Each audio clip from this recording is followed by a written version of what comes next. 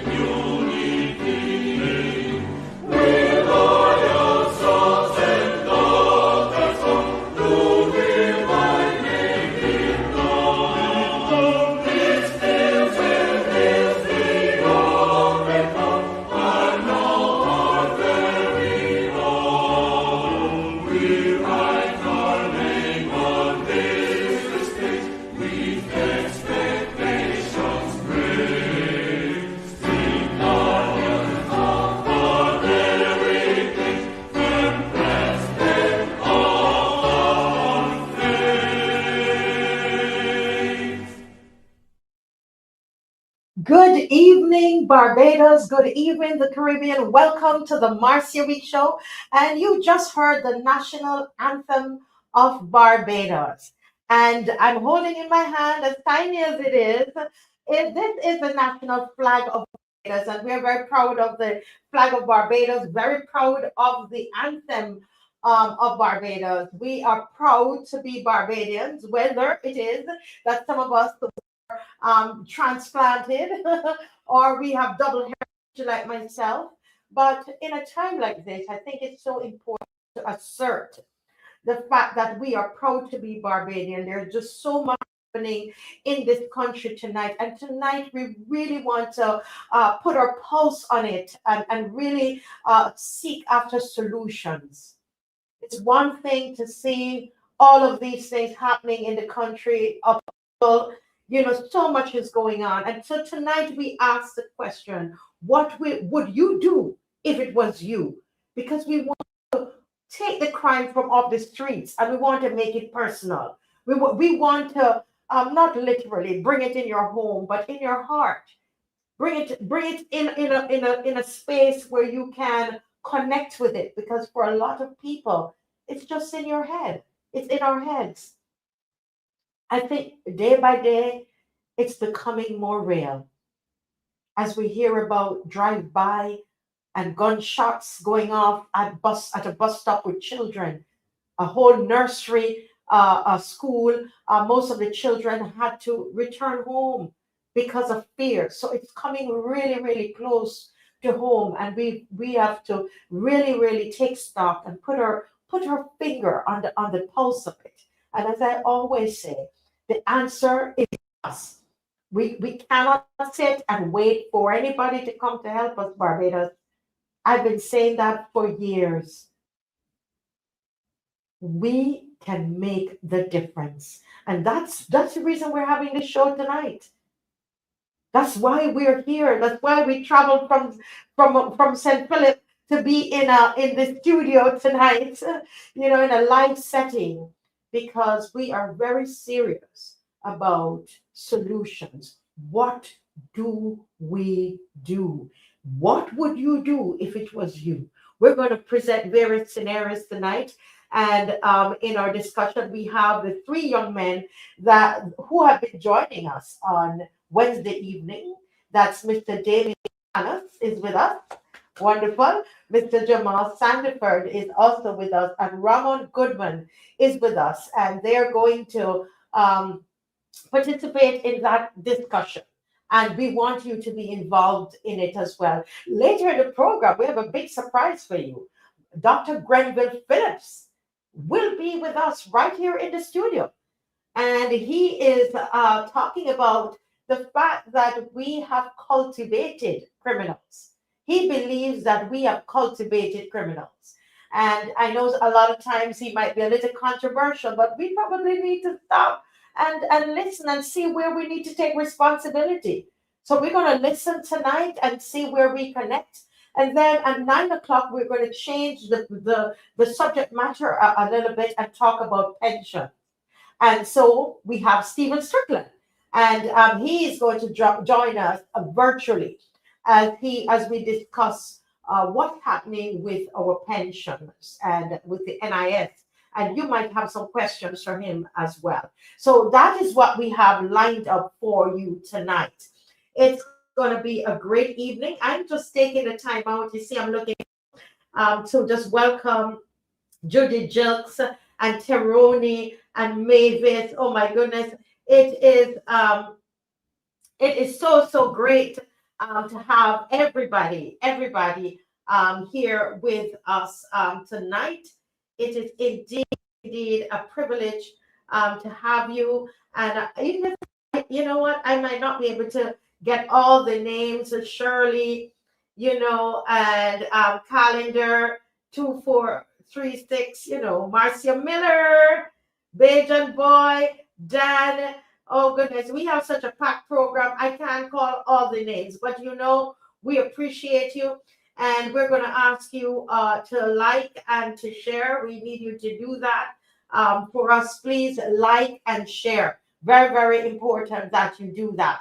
And so at this particular time, I'm going to ask Dave to play an important ad. And this ad is a production that is being staged by the three young men and also Dale Rowe, called Shine Barbados. And this is, I tell you, Barbados, this is a solution. We are about solutions. When they tell you that all we do is complain, you let them know, no, we are about solutions. And that's what we're doing right here on the Marcia Week Show, right? So Dave, over to you as we prepare for our guests.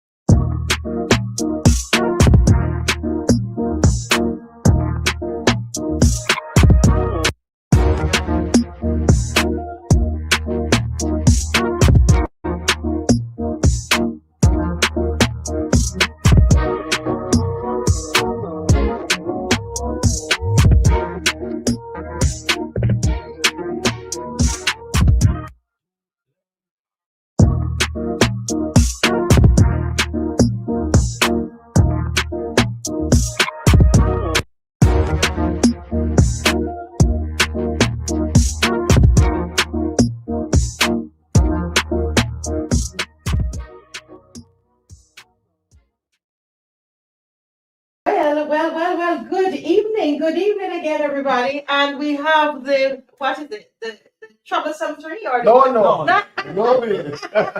This is the famous three, the positive three. That's better. Yeah. The A lot better. A lot better. I saw you guys send me a video, man, and the four of you out having some good fun the other day. That is good. Y'all like to have fun. Well, you should. Who doesn't have fun? I know the last show you asked about, how we vibe so well and how we gel so well when we come on the show. Really and truly, the vibe starts outside of the show, right? And we have a very good relationship outside of us coming here. So when we come here now, the continuation of the vibe. It's part of it. Yeah. And that's wonderful. That's the best thing. Be friends. Be friends. You work together, regardless of what is going on. When it gets rough, when it gets tough, when it's success, when you have success, then you stick together. That's right. But last week we were here, and it's so important because last week we talked about 3 young men who died. You remember that? That's right. Yes. And let's remember them. There was one guy who was working. Yes. Was playing his trade, actually. Yeah. You all remember? Yeah, aspiring lawyer. No. Let's start with the one. Wait, there's an aspirant, but I was speaking of the laborer. The laborer. When he mentioned safety. Safety, right? That's OSHA. And that young man was crushed by an equipment. Very Unfortunate, and he wasn't out singing a gun. Yeah, that's true. That's true. And then another gentleman, young man, because of obviously it would have to be mental issues. Of course. And he committed suicide. Yeah. Then we had the third one that you were speaking of. Yeah. Right, a lawyer. And well, not a lawyer, an aspiring lawyer. Only had another year to finish the law degree. I think it was in his final year, and then he would have moved on to Trinidad. Right. Yeah. Yes. And that is so unfortunate. And he lost his life as well. True. And we're here again this Wednesday. Mhm. And we're talking about 3 other young men who were killed. Yeah. And it's just, the cycle just keeps going. I think we're up to 22 murders now. 22. Yeah, 22 murders for the year. 23. And we're not even out of April, out of May, probably. That's correct. Yeah. So if this continues, if this trend continues, then we're on course to record probably the highest set of murders we would have ever had in this country. But I'm not seeing any wood here to knock on it. I'm just hoping that is not the case. We're just hoping and praying that that's not the case. It's extremely unfortunate. The thing is, the signs were there. Yeah. It seems like whenever anybody that opposes the government or say, well, listen, you need to pay attention to this trend because this trend is worrying. And what I realized too is that it seems like once the messenger is the Democratic Labour Party or anybody affiliated with the Democratic Labour Party, those persons, their voices, they're ridiculed. But that doesn't change the fact that we're trending in a direction that is unseen or unheard of before. But Yes. Just a minute, I think they're telling us that they're having a challenge. with the Some sound. Is it the sound, and they're saying it's ticking? Okay. Folks, can you just let us know what is happening? We need to let us know. Has it settled down as yet? Judy, Jokes, let us know. They want you to speak up some more. okay, no problem. We can probably- Okay, just let us know what is happening. Folks, can you hear? Can you see? We did all the tests before, but how these things are, Of course. and so let's hear. No comments. Okay, so all is going well. All is going well. Okay, we're gonna assume that all is going well. But you were saying something? Yeah, he spoke about trends, and I just want to give the viewers numbers from 2008 to 2018. The number of murders is 282. Right, that equated to 28 murders per year. Now, from 2019 to 2025, the murder numbers 292. That equates to 42 murders per year. So let's go again. So it was 28 From for 10 years before that that. is correct. 10 From years 2008 to Uh-huh. 2018, Right. 28 murders per Year. per year. 2019 to 2025. You're looking at 42 murders per year. 202 murders. Wow. Almost double. A big jump. And we actually would have realized that is just an average, but we know that these spikes really came from last year and year in front. And we swung this year, swung at 22, and it's only 3 months.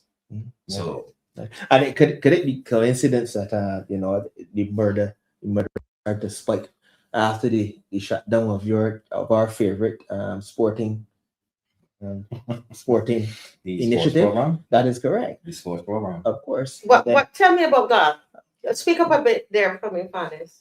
Well, for me, the sports program used to host something like 60 young men, a few young women. I had 1 or 2 women in there. This was government run? This was government run. That is correct. This was government run. And in the sports program, we used to focus on our sports. So you had various sports. I think it was table tennis, boxing, athletic, football, cricket. All right. And while focusing on that sport, you had the opportunity to go to school, get your CXCs, or to learn a skill, right? Any vocational skill that you wanted to do. They didn't use that. They didn't use to stop you. They used to allow you. And even in some cases, they used to provide scholarships. Right. I got a scholarship at Barbados Community College to study physical education. And that's how I got in furthering my sport as a PE teacher and as a coach and sport administrator or what's not. But that program was vital to keeping at least 50 to 60 young men and women off of the streets.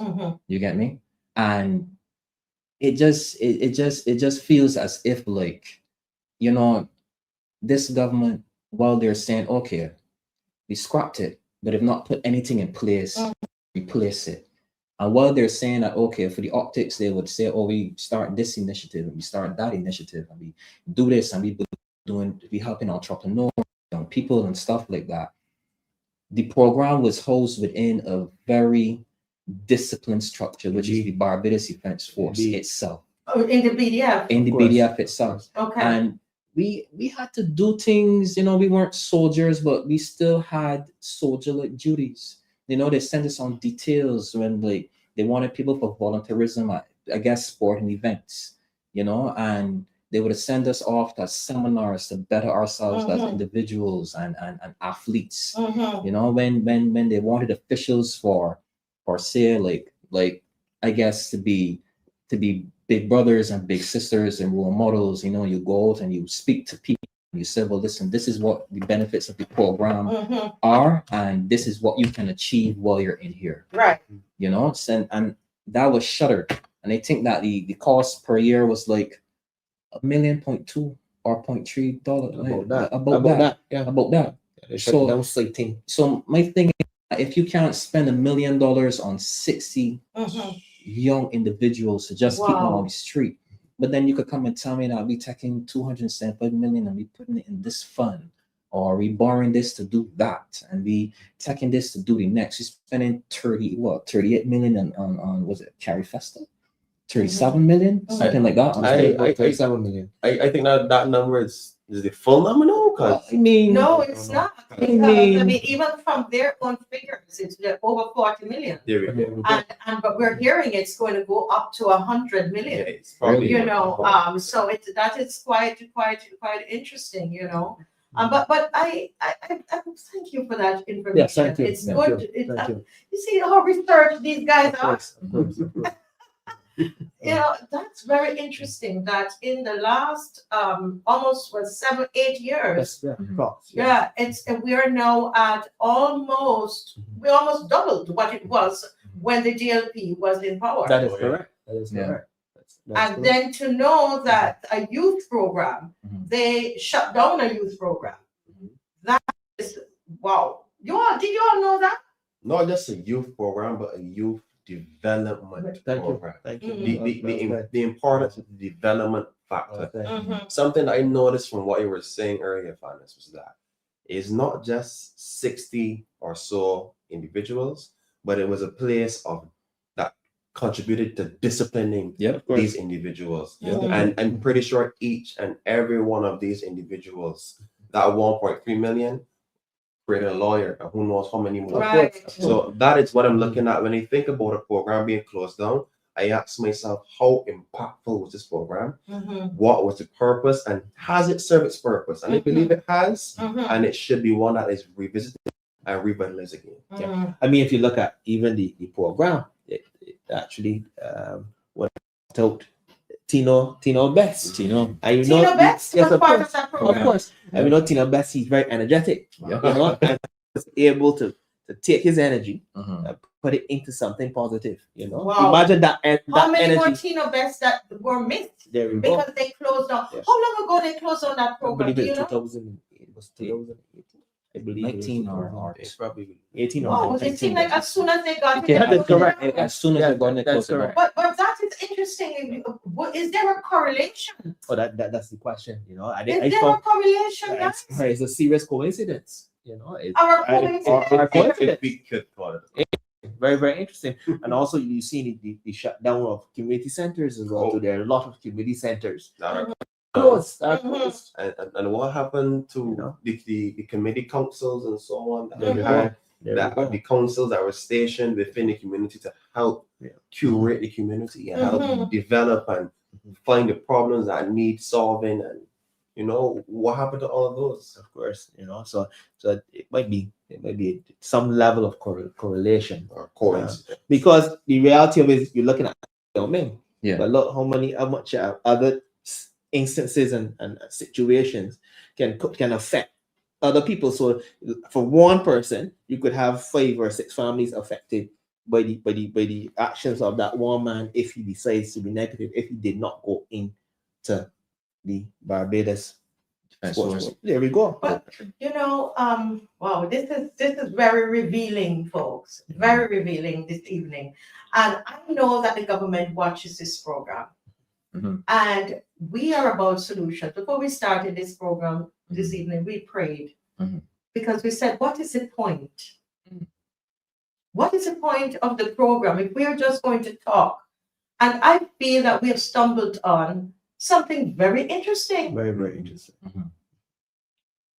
As I was looking at the numbers and doing my research, I said, something, you know, this is very interesting. You know, and then look at the year then.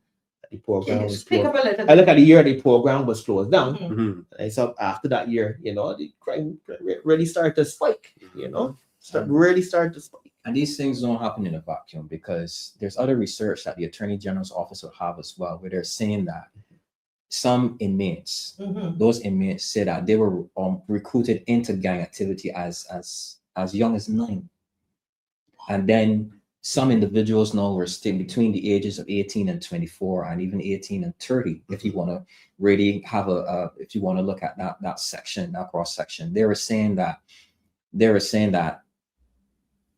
lack of employment opportunities, the lack of money financing themselves, that is one of the head reasons why they found themselves easily being drawn to crime. Of course, of course. So then you ask yourself, well, look, we see the numbers that the government central bank put out in terms of unemployment. Yes. Right? But crime is a factor, or basically an indicator that there is something seriously wrong employment-wise, socioeconomic-wise, because you can't be telling me that we're down 6% in unemployment, but yet there are inmates telling you, hey, I engage in these activities because I have no money.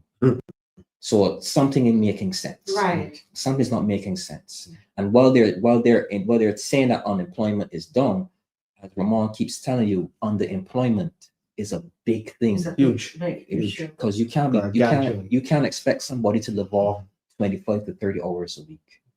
That is not a livable. That's not a livable wage that you can earn from 25 to 30 hours a week or whatever. You can't do it.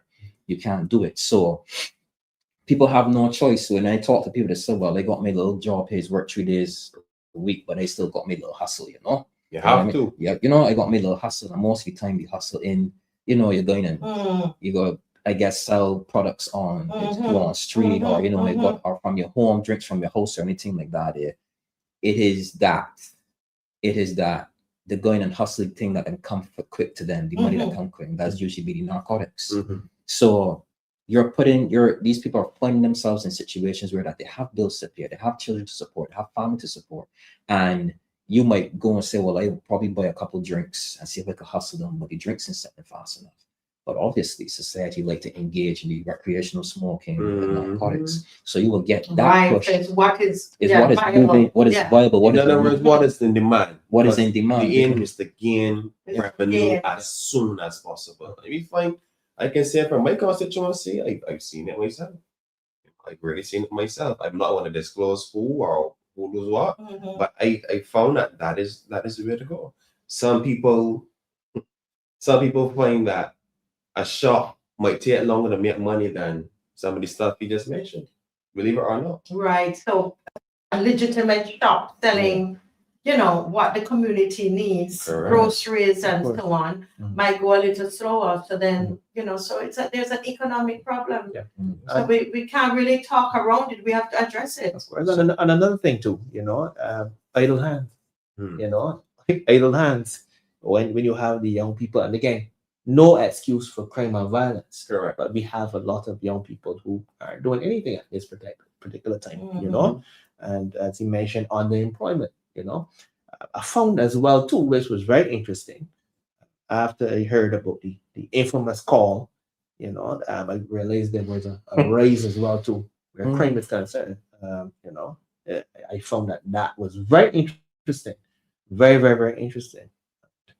It's something that we really need to look at. I believe that the police should have the power. There shouldn't be any calls that would impede the process. Yes, the police dealing with a situation. I found that was alarming. Well, that was alarming. And I sympathize with our police force, because I don't think that they're allowed to do their jobs. I remember some years back that the commissioner then, I can't remember if it was Dotton or whoever, I can't remember who, but it was some time back. And he had recommended putting cameras in the port, whoever this police commissioner was. And the unions bucked him. The unions literally and resisted it. You understand me? And I was really, really annoyed.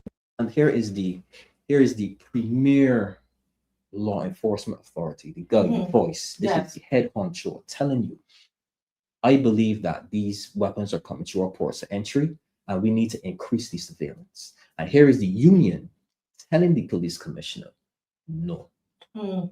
That, you don't know what you're talking about. We know how to better police the ports of entries, and you don't need. But then we want solutions, and it, this is something that's why the question tonight is, what would you do if it was you? And I want all of us, I want you guys to, I'm going to ask you a couple questions, and I want those of you who are watching, put yourselves in that position, in that scenario, because I believe that when we begin to do that is when we are going to really see change. Living here in Barbados, I've said it today, but I've been telling him this now for I would say probably about 10 years or so. I've been saying to him, Dave, Barbados is just too small to sustain this level of crime. True. I told him that. It's like one parish of Jamaica, It's true. Of course, too Yeah, small. and we have 13. Too small. You see what I'm saying? Yeah. So when you look at the crime in Jamaica, which by the way, they according to the statistics there, you know, it's kind of under control That is at correct. the, Yeah. at the, Yes. at the At the moment. I think At the moment. 47%. Yeah, 40-something% down. Yeah. So, but I'm just saying, I've been raising the alarm. Mhm. I have been, and cursed out on Facebook. But the thing is this, I find with a lot of Barbadians is that it's something that is happening out there. Mhm. Mhm. You understand? Mhm. They're not internalizing it at all. Mhm. I'm seeing a little bit of something happening right now. Because if we were internalizing it, I think that we would come together and we would solve the problem. But let me ask you something. 3 young men. Mhm. What if you are at somewhere lining Mhm. and you see masked men on a bike? Okay? Mhm. The way they look, you know they're not wearing masks because of COVID, Mhm. right? You could tell by the body language, you could tell that they probably have a weapon on them. You see children nearby. What would you do? Think about it. What about you listening? What would you do in a circumstance like that? That's a very good question. Mm. And Thinking, what would you do? the reality of it is, right, that we would sit here and we would say, you know, we would do this and like we are in the movies, Exactly, mentioned. but it does not work that way when It's you're not. actually. Yeah. But instinct, before you thought about it, what you would do? What would you do? Okay, well, once children are involved, really and truly, I would try to see how best I can cover or protect the children. Correct. That's the honest truth, right? You would try that to would be my protect the first children. instinct, right? Yeah. Try to protect the children. What about you, Fannis? Honestly. Honestly, right? More than likely, right? More than likely, if I'm in a space with children, it's probably children that are family to me. You know, and it's probably my cousin would probably let me, you know, just take out my little, well, she calls herself my sister, so I call them my nieces. Let me just take out my nieces to go and get some ice cream or whatever, you know. And once you have children that you know that are connected to you, you tend to take on that responsibility a little more. You're a little more vigilant, especially you might say that you'll be more vigilant with your own children, but there's nothing like watching somebody else's children then have to explain to the mother what happened to them. The first thing we'll probably do, like Ramon said, is that if I can look for them, like how close are they to me that I could just grapple them and just run as far as I could, fast as I could, because it only takes one incident, because we've seen now with the previous 3 murders that I think that it's happened on the beach. I can't remember the name of the beach. Thunder Bay. Thunder Bay. Right? Thunder Bay. What if an incident happens, and this is heaven forbid, you understand me, knock on glass. You know, knock on glass, that these individuals indiscriminately open up on a crowded beach where tourists, where families, you know, where entrepreneurs are, and you got a mass casualty situation. That is a situation now where that obviously, you know, there's going to be a travel advisory, you know, and that is it. But it's interesting. I wish we had time to talk about the psychology of that, where sometimes we think that unless the tourist is affected, then we can't get into that mode to say this is serious, you know. It's almost sometimes we don't really value ourselves, you know, but we'll move on. That's a whole different conversation, really. But let me ask you another what if. Did you get to answer? No, I didn't get it. Yes, go ahead. I'll be honest with you, right? When you put the situation out there, my heart started beating fast immediately, because I actually went through something similar, but not disclose what happened, but I went through something similar, you say that. And my brain went back to that time, my heart started beating fast, and I immediately started to think about what I know I would do, and what would be the smarter way to do things came after, right? The first thing, honestly, for me would be that I would actually intervene. I would intervene? The thing is this, depending on people online saying that they would scatter. We always said they would scatter, they would run. Well, that is it. I got attacked in the Kita already. I don't really get the opportunity to run away from my battles. So my thing is this: in that moment, my heart started beating fast, and I know there's 3 states of mind you go through: flight, fight, and freeze. Mhm. And I think my brain went to fight because in my head, I don't know what they're here for, but they could be here for me too. Mhm. That's the number one thing. They could be here for me. Mm. So I might try to get the jump on them before they get the jump on me. That's number one. Number two, the smarter thing might be to actually alert the children and then try to move away with them. But the first thing that came to my mind is fight rather than flight.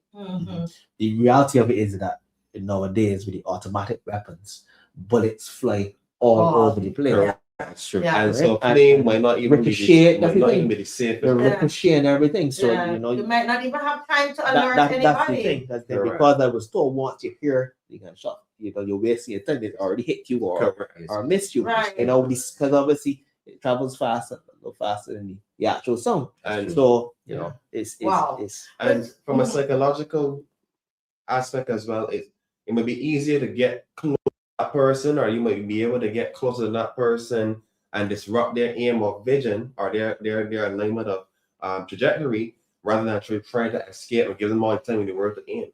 So that is just what comes to mind. Oh, no, but you see how important it is to us all to think about it, because I'm here thinking, what would I do? You know, and I mean, I probably would freeze. I don't know. I would be in such shock. I would not know what to do. And sometimes it's after it happens, you know. But a lot of people are saying, you know, that people said Marva Hunt is saying that's a serious question that is on the spur of the moment. Of course. But we have to start thinking like this. You understand, Fanis? Seriously. We have to start thinking. My next question, because I know you guys don't have with me tonight, right? Because you've got a special thing, and we're going to touch on the shine coming up. But let me ask you a question here. Tonight we're saying, what would you do if it was you? All right. What would you do if you have a friend, you know of a friend, right? Who is connected to people who are dealing with gang violence, gun violence? What would you do in such a situation? You have a close friend. It could be a cousin, it could be some relative or a close friend that is connected to that kind of activity. It is also to the people who are watching, right? People who are watching. I'm reading comments here. I want to hear from you too as well, because it's something we have to think about, because that's part of the solution. But what are we going to do? Correct. That's a big one. Fanis, Fanis is really deep in this one. Yeah. Well, This one will stop you all. You're trying to figure out what you do. because the psychology behind it is that snitches get stitches. Say it again. Plain and simple. Plain Snitches get stitches. And that is, I think that is originally a North American concept, right? But it lives here as well. You understand me? It lives here as well, where that you might know somebody that is connected to, say, the underground economy, and they might be a close friend of yours. But then at the end of the day, no, you have to question whether you want to involve yourself to a point where that, even if short of intervention, where you go and you tell yourself, well, or tell this person, look, you need to get out of this life. I will help you whatever way you could get out of this life. You know what I mean? Just lean on me and I will help you get out of this life. So you would take the approach of more of trying to talk to the person than to go to the authorities. Right. But this is the thing though. With gangs, you don't just walk away. Oh, no. You can't walk away from a gang like that. Once you in it for life. You understand me? Because the way to get in usually is through violence. The way to get out is probably through violence as well. And the violence in the is not going to be perpetrated on somebody else. It's probably going to be perpetrated on you, right? Both times, to get in and to get out. And if it's a situation where that you tell whoever, the boss or whatever, I done with this. This ain't my life. You understand me? This isn't for me. I done with that. The thinking in his mind is like, well, you already know a lot. I was about to add to your comment. Right. But let me hear. So let's go back to the original question. So, Jamal, you have a close friend that is involved, either directly or indirectly, to people who are seriously connected to crime, involved in crime. What are we going to do? Notice that the comment section is quiet. You see? It's quiet. And in a small society like Barbados, this is a serious question to discuss, you know. It's a serious question because we could, with justice alone, we could solve what needs to be solved in Barbados. But go ahead. Let me hear you. I'll be blank, very blank with you. I would try to limit my involvement as much as possible, right? And I want to tell you why. I've known of instances and situations where those heavily involved people are the breadwinners, the families. Just think about that person. The first person who, if anything goes wrong, who's going to fix it is that person. What do you think is going to happen when that person moves away? That's going to be an economic deficit on whoever they were associated with helping. So that is just one reason why I said which for the distance people are we listening? You see, because if we're not dishonest about it, not dishonest about it, we're not going to get anywhere. And this is a very serious question that we're discussing here. But continue, please. You have, I just wanted to bring this scenario or this situation to the table.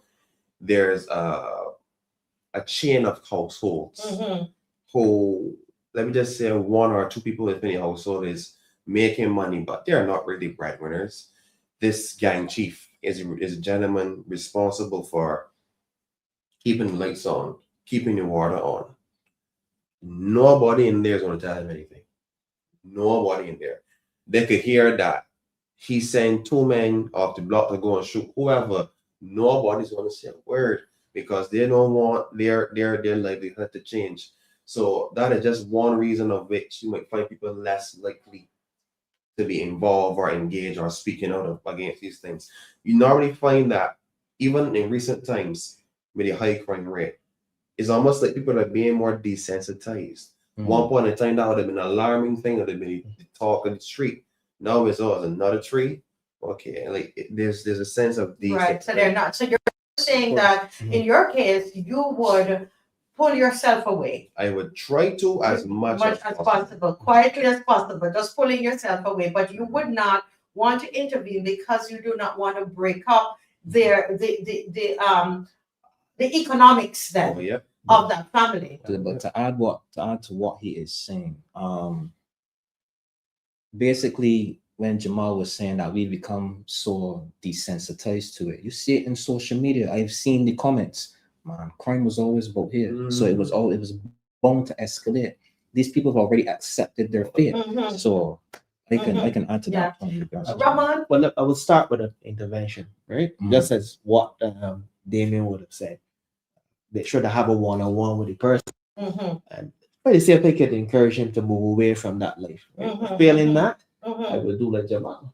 I have to step away because look at the discord situation. Right. Look what happened. The discord when they had a whole barricade and so forth. You know, against the police.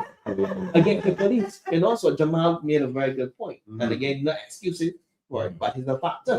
No doubt about it. Yes. The community that is correct. Yes. That a lot of time that person is the economic development of the community. Yeah, of the community. So it's not that. Yeah. And they say personal experience with canvassing. I see. Yeah. That's what I'm not want to call it. No, please don't do that. But they've been approached and things they've heard, but you will even ask not to intervene because Yeah. Well, I wish I had many questions for you guys, and I'm really hoping that we could do this again. Of course. But I want to ask one more, No problem. Let's go. right? Just one more. Mhm. What if you were approached, right? Someone says, I'm going to give you an unlicensed firearm to help to protect yourself. What would you do? Just to protect yourself? Or they want to give you the unlicensed firearm? No, please. No? No, please. That arm might be very hot. Very hot with lots of death and so. No, impossible. It's no, impossible. please, right. No. That You is don't not want it. it? I do not want that type of smoke. Yeah. I don't want that type of smoke and problems in my life. No, that's please. the honest truth. No, No, please. That could please. have killed many people. Right. Probably saying 42. How about you? Not me. Personally, I don't think it's a wise decision. And the only way that that possibly could happen is if you find yourself in a situation where you might need, or if you feel like you can't trust law enforcement, if you feel like this particular person is a very powerful person and you have to, I believe I could see that happening. But even if that was the case, I wouldn't want to be in that situation. And so you think that is that might be the reason why you find young people or anybody at all say, you know what, I'm going to get a gun. I'll be honest, that is a different story. We're talking about different economics here and different socio-dynamics here. Young people mostly get into this because of who they are associated with. You don't just get a gun off the street like that. Usually to get a gun, you have to know something, you have to be connected to somebody who has or supplies. So you don't just get one of those. Normally you have to be a part of a organization, and this is a factor of organized crime. So that is what I'll say. Young people don't just wake up and just have them. They've been scouted, they've been introduced, they've probably been on a situation where they've seen something happen and they didn't freak out. And the guy that organized it says, you know what? Maybe you should bring him in. Maybe he could be one of my guys. And that's how that usually goes. But you don't just get offered a firearm. I just said it might be a certain surrounding circumstance that might lead or contribute to that circumstance. I asked a particular gentleman. I asked him. There are people who are hired to murder. I don't know if the viewers know this, but in Barbados, it's not just on TV. There are people who are hired for murder. I asked what's the going price. The gentleman told me $3,000. I heard 3,000. 3,000. Whoa. Yeah. So we need to wake up. Some Barbadians, they do not think that type of lifestyle is in Barbados. They don't think so. But for $3,000, a teenager could take out your life. Because it has to be a teenager who for $3,000 you would kill somebody for $3,000 And that 30 years to be back on the street. on the street. But we talk about the young people, right? But I am telling you, the chiefers, the real chiefs, the dons, they're not that young. They're not. And a lot of them are not that young. A lot of them. And $3,000 is money for them. $3,000 to 16, 17, or Oh, 18 there we go. might seem like a lot, but Right. as soon No, as you get that, I was saying that to say, we are down on the young people, yes, but the real chiefs, the people who are calling the shots, they're not that young. Correct. so they should Wow. know better. Folks, There we go. time is against us, but this is quite quite interesting, a very interesting conversation and real. What I like about it is the realness about it. If I may just say this one last point in regards to what you would do. I find that once someone gets involved, we have to come to the conclusion that that is it. That's it for them. Their exit strategy is 0 to none, which means that we have to focus on preventative measures rather than implementing. I mean, they're nice gun courts and stuff like that. You move the system along, but we're not dealing with preventative measures. Correct. How the weapons coming into Barbados. How are we then going to change the minds of young persons to have more empathy and look at morality? You understand me? In regards to like a life is precious. It's worth more than $3,000, and they shouldn't be able to just pick up a gun and just take it so flippantly and not just go to sleep at night. So that's just the way that I see it. And let me just say one more thing. Yes, Just and one then more we're going to go right Yes, into shine. one more thing, right? I don't think we have enough separation of powers in Barbados. You know, Listen, we have to pick that up because when I started, I was talking probably somebody else about that today. The whole judicial system and everything, the corruption is all part of it. Interconnected. But this conversation, this is it to me. We need to have these real conversations. You understand? And be real about it because we can, at my age and what I'm involved in, my responses will be different from yours. Yes. And I think that it is important that we do. But what I love about you guys is that you understand the situation. You understand what Barbados is dealing with at the moment. And you have come up with this wonderful program, Shine Barbados. I'm telling you, I will be there May the 2nd. How much is the ticket? $20 for a ticket. $20. 20 at the door. And 25 at the door. That's correct. Okay, so I will be there, and I know some of you want to donate, and have been connecting with me. We need to get serious this week coming up because it's so tell us, Ramon, what's going on with Shine? We have a whole set of creatives. We have singers. We have people who are in comedy. It's just an opportunity for the young people to really come up there. So people are actually registering. Oh, my phone's ringing off again. I usually have to keep my phone on silent where the show is, because I bet when I take up my phone, you have a plethora of calls, but people are just calling. People are very interested, in just showcasing. We talked a lot about the negative, but this is a nice positive way to showcase talent in Barbados. Lots of talent in Barbados, man, and it's going to be in Base George Street Auditorium, 2nd of May 2026. Come through. Come see the talent. Come and enjoy the performances. Come one and shine. The light at the end of the tunnel, we're shining. Yes, we're shining. We're shining. And why do you think that this is a solution? We're in solution mode right now. Why is this part of the solution? Well, for me, part of the solution is that, part of the problem again with is that a lot of this crime stems from a lack of opportunity and a lack of exit strategy as well, because it isn't always crime. Sometimes it is environmental issues. It is that some people don't have the opportunity to do whatever. So this is where it falls to. Let me just give a quick example. Let's say you have the best underground steel plant player within the island, but he doesn't have that outlet on the evening.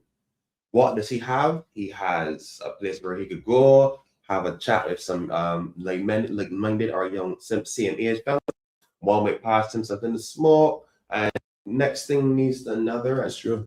As goes, he doesn't have that outlet to funnel his passion, to charter or position his talent as a focal point of life. And that is where Shine Barbados comes in.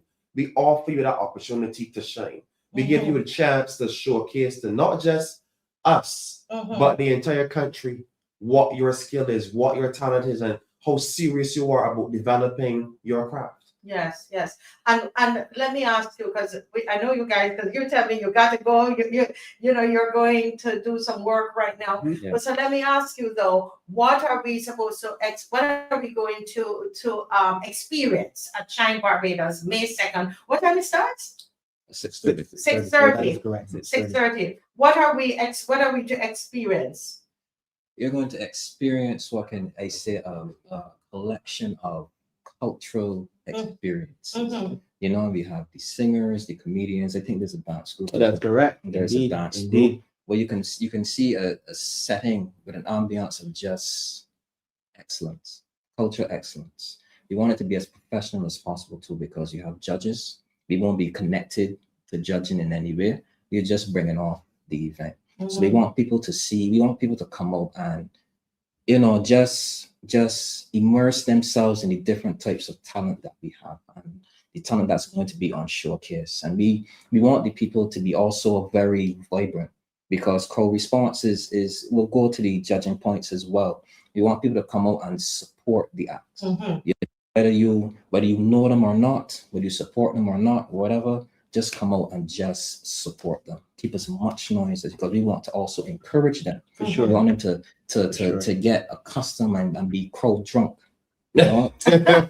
No, seriously, I want them to be crowd drunk so that is the only high that they see. Yes. You know what I mean? Well, guys, I mean, I wish you all the very best. You know, I'm rooting for you all the way. I'm trying to get some people from Praise Academy interested as well. So that you get, I'm working on it. We're working on it, and so I'll be there for sure. And those of you, I know you're putting something aside for these guys. Make sure you call me, and we will make sure that they receive it. Any consolation prizes. Some of you might have a business, and you say, "Listen, I want to give some gifts, some what do you call it, devices or something, you know, headphones, you know, anything like that you think young people would like, you know." So contact us 236-7000, and we'll be happy to pass it on. Yeah, and I just want, it was remiss of me not to apologize for not bringing the recorder. But I couldn't find it. See, I think the people were safe. But anyway, guys, bless you, and I will see you next week. Hopefully, we will see you next week. Okay, so God bless you. God bless you. We're gonna see you guys. Blessings. It's a pleasure to be here.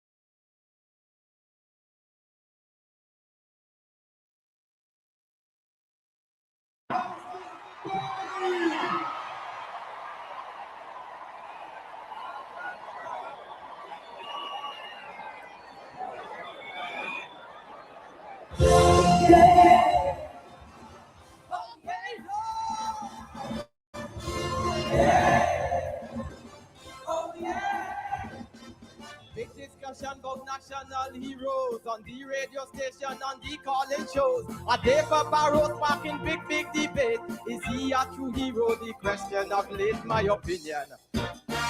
Shouldn't get a day. Shouldn't be given that treatment out here. Cause whosoever responsible for the linen up at the hospital, them ain't get a day. Brand new elevator up there, and it outside lifting the grass I hear. Them ain't get a day. The man who brought in the container, air condition units and enough liquor, he ain't get a day. I wonder how much money they stole. That people up there still on payroll. Them ain't get a day. People from the town and the country planning to stop a big hotel. And it cost this country 3.3 million.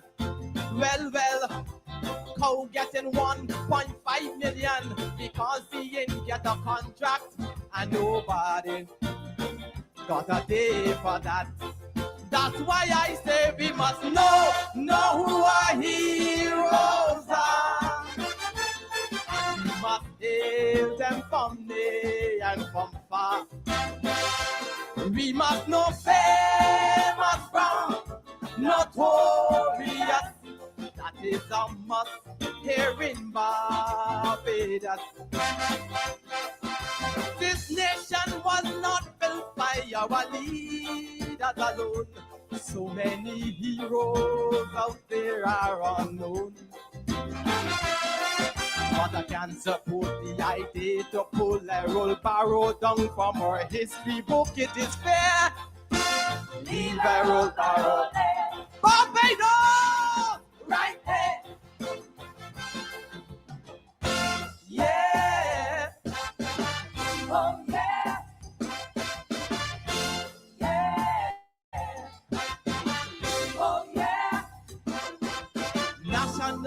knows their contribution. We must credit those for the work they have done. Party persuasion, I suspect, causing tunnel vision and lack of respect. No, no, no, no. Let's not be that way. Come on, Bajans. Let's not be unfair.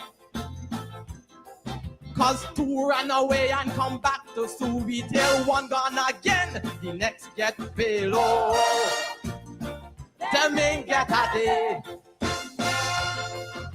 They're bold to show this beautiful country looking colonial like in 1940. Oh, them ain't get a day.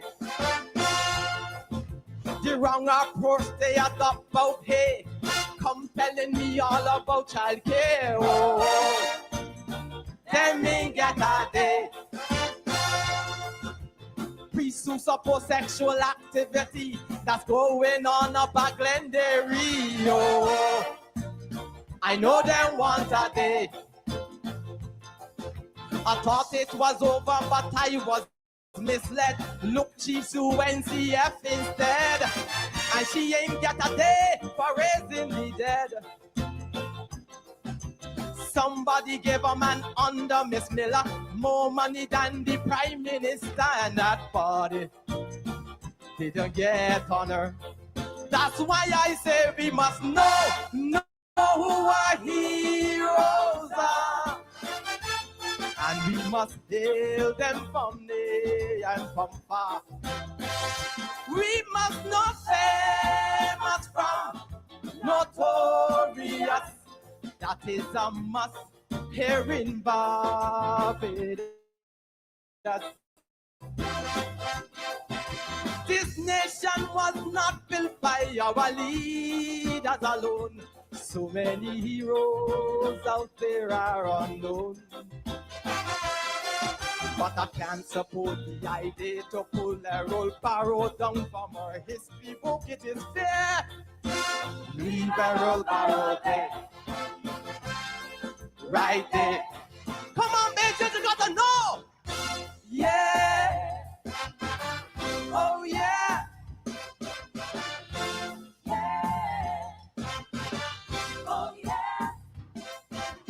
Heroes we see, but we keep forgetting that this country got enough heroin. I know that all won't be recognized, but some are right there in front of the eyes. Come on, visions. Let us get busy. Know the people who contributed greatly. They got road in the potholes up by me, and they went and patched the road recently.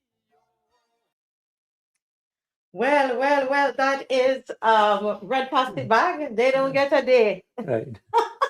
Where were you when that song was done? Oh, what year was that?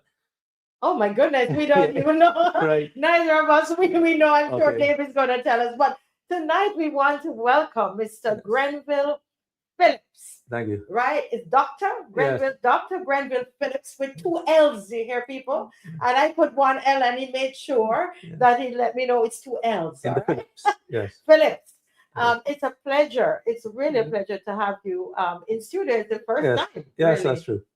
We've had a couple times where we've had our discussion virtually, Yes. but it's really an honor. You know, I'm a big fan of the difficult conversation pieces that you write. Yes, thank you. You know, some of them are a bit controversial. Well, they are my best advice. I give my best advice. I know That's you all I do. can do. I know you do. Yes. And a lot of times what you have to advise us of the way you're advising the country, for a lot of people, it's a hard pill to swallow. And especially this particular one that you wrote here, difficult conversations, which you can find it on his page, on Grenville Phillips' page, Facebook. On your Facebook page. Yes. Right.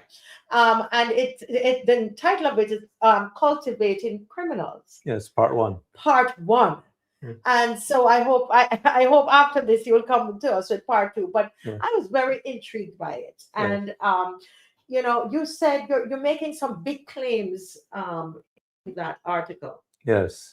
You are saying that the education system is cultivating criminals. Yes. How did you come by that? What's the evidence you have for that claim? Yes. Facts, really. Fact number one is that just about all of the Barbadian criminals come through our secondary school education system. They may not graduate in fifth form, but they went through it. Yeah. Some usually leave third or fourth form. And the second fact is the studies that have been done at Dodds reveal that just about all of the inmates that are Barbadian did very poorly at school. Okay. So you have both of those. And from my own experience, we are not teaching everyone. And that's one of the reasons why Walbridge College exists, actually, because we don't teach to the level of everyone. We teach to the level of those who happen to understand the taught material first. And that's generally about 20% of the students. In every classroom, you have those 20% who just grasp it earlier. And maybe not intentionally, but teachers tend to gravitate towards teaching them. They're the ones who seem to be paying attention. Again, they're paying attention because they understood it. Right. The others who are still scratching their heads and trying to grasp it, they're not getting it. They need a bit more time to get it. If they had a bit more time, perhaps they will get it. But the teacher, through no real fault of their own, they have a limited time in that class to teach that subject, maybe an hour, or maybe it was a double, 2 hours, whatever it is. They only have a short period of time to get that knowledge or that information to the student, and the student has to understand it. A teacher cannot teach knowledge. No one can teach knowledge. All we can do as teachers is to convey information, and it's up to the person who is receiving the information to understand it. If they understand it, it becomes knowledge to them. If they don't understand it, it is simply some facts and figures that they have that they can maybe recite, but it's not knowledge. They can't do much with it, right? Except recite it. I see. So, which is interesting because as you're describing that, I'm remembering my time in. Yes. And you know, I probably at some point was not part of that 20%. Yes. There was a time where I just couldn't understand what was happening, and I agree with you. The class was just going along. Yes. But so, are you really saying to us that when you say 80% of a class, let's bring it. So a class. So that a class is about what, 30 persons. 30 persons. Right. So are we saying that you have 24 of those persons in a class? Yes. That are not connecting. They're not. Right. What are you saying? Really? Right. What I'm saying is that the teacher teaches a set of information. About 20% will grasp all of that information. The only people, therefore, that 100% on the test are those 20%. And then it starts dwindling down for the rest. So there are others now who will learn a bit more, others learn a bit less, until maybe the bottom third of the class are really struggling. The teacher isn't really teaching to those. They're teaching to those, the 20, and the strugglers that may get it, but they're really focusing on those 20. Yeah, okay. Right. I would love to hear the people online are actually saying about that. So, but Mr. Phillips, so so you're saying that 80% it's out, that's where we're getting the criminals from? Yes, not that all 80 will be criminals. I was part of the 80%. I struggled at Conver School. The majority of my time just had a difficult time just understanding it. And I actually thought something was wrong with me. And my mother took, although I would understand it later, I would try to go through the notes during the summer holiday, and I understood it then. But by then, the final exams had been finished. and I had received the typical low marks. Right. My mother was so alarmed that she took me to Mr. Wharton for lessons. And after that first lesson, Mr. Wharton, I was there because I was in the car, and he was there talking to my mother. My sister was there as well. And Mr. Wharton told my mother, do not worry about Grenville. He is a plodder. He will not get there with the first fact, but he will get there. So don't worry about him. And that gave me a lot of encouragement, So every year or every term, whenever the exams were, I remember the words of Mr. Wharton, and they would encourage me through the constant flow of low marks that I was struggling against. That was coming at me as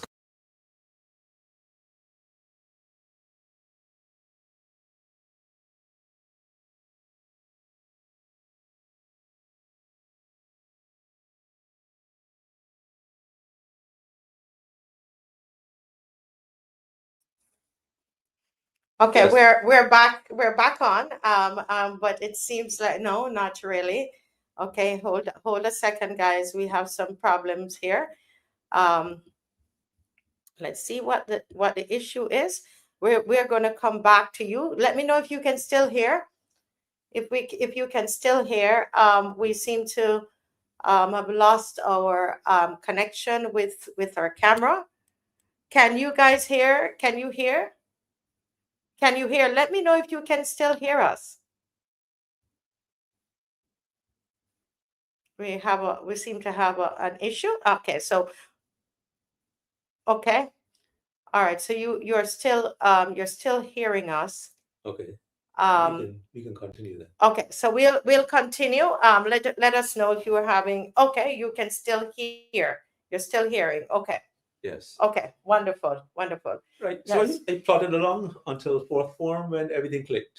Mm-hmm. It started to make sense somewhere in fourth form. So if parents could just keep encouraging their children who are not understanding, just keep with it. Yes, you're getting low marks, but keep with it because you'll eventually understand. Mm-hmm. The way that our system is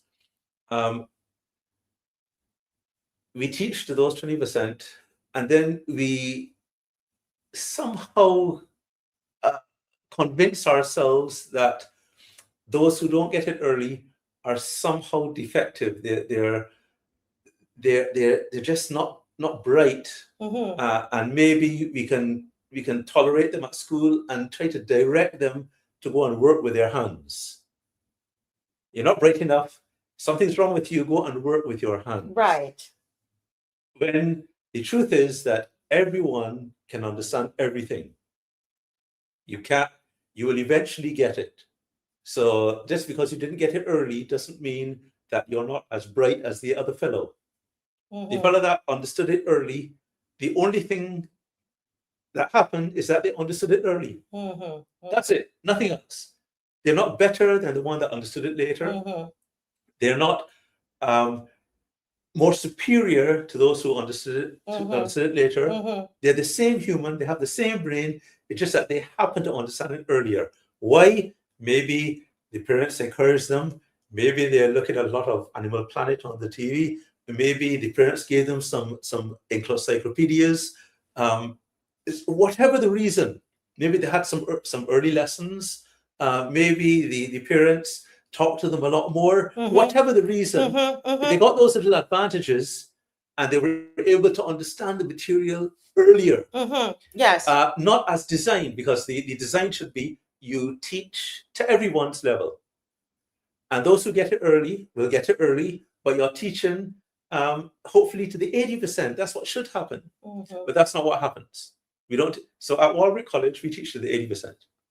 I've tried it. Right. I've tried this myself. So we teach to the 80%, and therefore the 20% also benefit. But they don't get the artificial advantages that they get at secondary school. Because in secondary school, if you don't get it early, you've disqualified yourself from the advantages of the taxpayers paying for your CXCs. So you think, therefore, you've left school, you didn't understand the material in time, for the CXCs, and therefore in your head, well, I guess you're a failure. When that's not the case. It's just that you didn't have enough time to learn the word. So one of the solutions really is extend the period of time to those who graduated or left school and didn't get their CXCs or CAPE, and the taxpayer should fund that for those late learners. Yes. And again, late learner, not that you're deficient in any way, your brain is okay. The problem is that the teachers aren't teaching to your level. They're teaching to this 20% level as opposed to everybody. So to help, if they would teach, let's say, conversational language, because I did conversational language after I graduated, conversational Spanish. Suddenly Spanish made sense, right? Not the conjugating the words, suddenly Spanish made sense. At school I took Spanish and French and Latin. Struggled all the way through. I then did conversational Spanish at the Venezuelan Institute. It made perfect sense, and I was able to do the basic Spanish and the intermediate Spanish. Able to converse a little bit, but I realized I can't do it, as opposed to thinking, oh, well, language is not for me. My brain is not tuned for languages. You know, maybe you need a special brain for languages, as opposed to, I just needed a teacher who would teach me the practical aspects of the subject before the theoretical. And the same thing then for music. I learned every good boy deserves food. I still don't know what that means. I played it on the keyboard, it doesn't make any sense, right? But later on, I learned I learned music by ear. And I could now play anything. So let me ask you, very interesting, and I can identify with a lot of what you're saying, to be honest with you. But let me ask you, how does this translate on the streets? Oh, to the criminal. Okay. Yes. Not necessarily criminal. Let's not, because Okay. everybody on the street is not necessarily a criminal. That's correct. Okay. That's correct. So how does that translate? Right, translates in that the person learns this helplessness because all they're getting are low marks, and they get low marks for almost every exam, year after year after year, and by third form, they tend to think, well, this school is not for me. I'm here just as a supporting cast of the 20%, those who are putting up their hands and answering the questions. I can't put up my hand, and I'm terrified if the teacher asks me a question, because I just don't know yet, right? But they don't know about that yet. They just know they don't know. And then they convince themselves, or the devil convinces them, that they will never learn it. That something's wrong with you. You will never learn this here. Science is not for you. Mathematics, you will never learn it. That's for others. That's for bright people. You cannot learn this mathematics. You need a special brain for that. That's for those nerds or whatever it is. No, everyone can understand mathematics. Everyone can understand calculus. Everyone can understand music. Any subject that's taught, anyone can understand it if you teach it in a way that encourages them. Which means, get this part though, which means that you teach not the colonial way, which is to weed out the dullards, but because there are only a few civil servant posts, so you just want those 20% to go into the civil service. Again, in the slavery days, is you want the 20% or whatever to go into the house, and the rest are field slaves. Right. So back to I understand that perfectly. Now let's go back to the streets. So you're saying that helplessness, that they felt in school, right, and experienced in school, that is now what they are. They've taken that to the blocks. Yes. They've taken that to the streets. Yes, they can do nothing. They can do nothing, and therefore. But they're doing something. They're involved in criminal activity. But before, because they were trying to do something. You mean something positive? They're trying to do something positive. No one just goes into criminals. So you're trying to do something positive. When I was at Cormier and I was looking for a summer job, I looked in the newspaper to see what kind of job can I do. And I saw all this, you need experience, you need experience, you need this. The only thing I could find to do was to be a security guard. That's the only thing. All the knowledge that I gained from school, the only thing that I could possibly do with it is stand up and guard people's goods. That's it. After all that time at commerce school, that's it. That's all I felt qualified to do. And you felt helpless? That's an indictment. No, not totally, because I said by fourth form, I started to figure it out. By fourth form, my brain clicked, maybe it matured, and I started to understand the work, and therefore in fifth form, it was a lot better. And then went on to sixth form at the university. Right, because I'm listening to you and I'm thinking about responsibility. Where's the responsibility? Where does that come into the whole picture? Because you know, there are a lot of us who are in that 80%. Yes. That we are not out slinging a gun, and we're not, you know, on the blocks, and we're not, you know. What do we say to those parents who are listening? Or even it might be a student listening, and they're saying, well, I'm in that 80%. Yes. You know, what can you do really? I mean, you've been saying it through your story. Yes. But specifically, what do you have some steps that you can give? Yes. So there's some things that we can all do. As I said, allow them to take their CXCs and pay for them. I'm willing to pay. You know, everyone should be willing to pay. We as taxpayers should be willing to pay, and therefore the government should just allow that to happen. There are some things that there's a lot that the government can do. You say allow them to take their CXCs, but there are some of them who can't even read. Right. So regardless of where they are, because again, at the college we take in everyone. So you have a college? Yes, we have the college. What's the name of the college? Walbrent College. We started it in 2010. Walbrent. Walbrent College. We usually is at commerce school in the evenings. Okay. By day it's commerce school, in the evening it's Walbrent College. But it's really for construction. It's for construction. That's why it was set up. It was initially set up for construction. And the majority of the people that come, the vast majority, have no certificates. And we teach in the prison as well. We teach anywhere. We teach all over the Caribbean. We've trained about over 1,000 people across the Caribbean. And as we train them, yes, we train them, and we train them in very technical information. And it's professional grade. Professional grade meaning, even though they get an academic certificate, when they leave, they're supposed to be able to offer their services to the public at a professional level. So there's academic grade, which is you get 60 or 70 or 80%. You're very good. As a professional, you get 80 or 90%, you're a failure. You don't want a 80 or 90 or 95% surgeon. You want him or her to be doing that work at 100%. You want your accountant to do the work at 100%. That's a professional. Right. So an engineer, 100%. A doctor, whatever, dentist, doesn't matter. If you're a professional, you're supposed to have reached that 100%. But how you get there is that you have your academic certificate, and then you work under someone supervised for a period of time.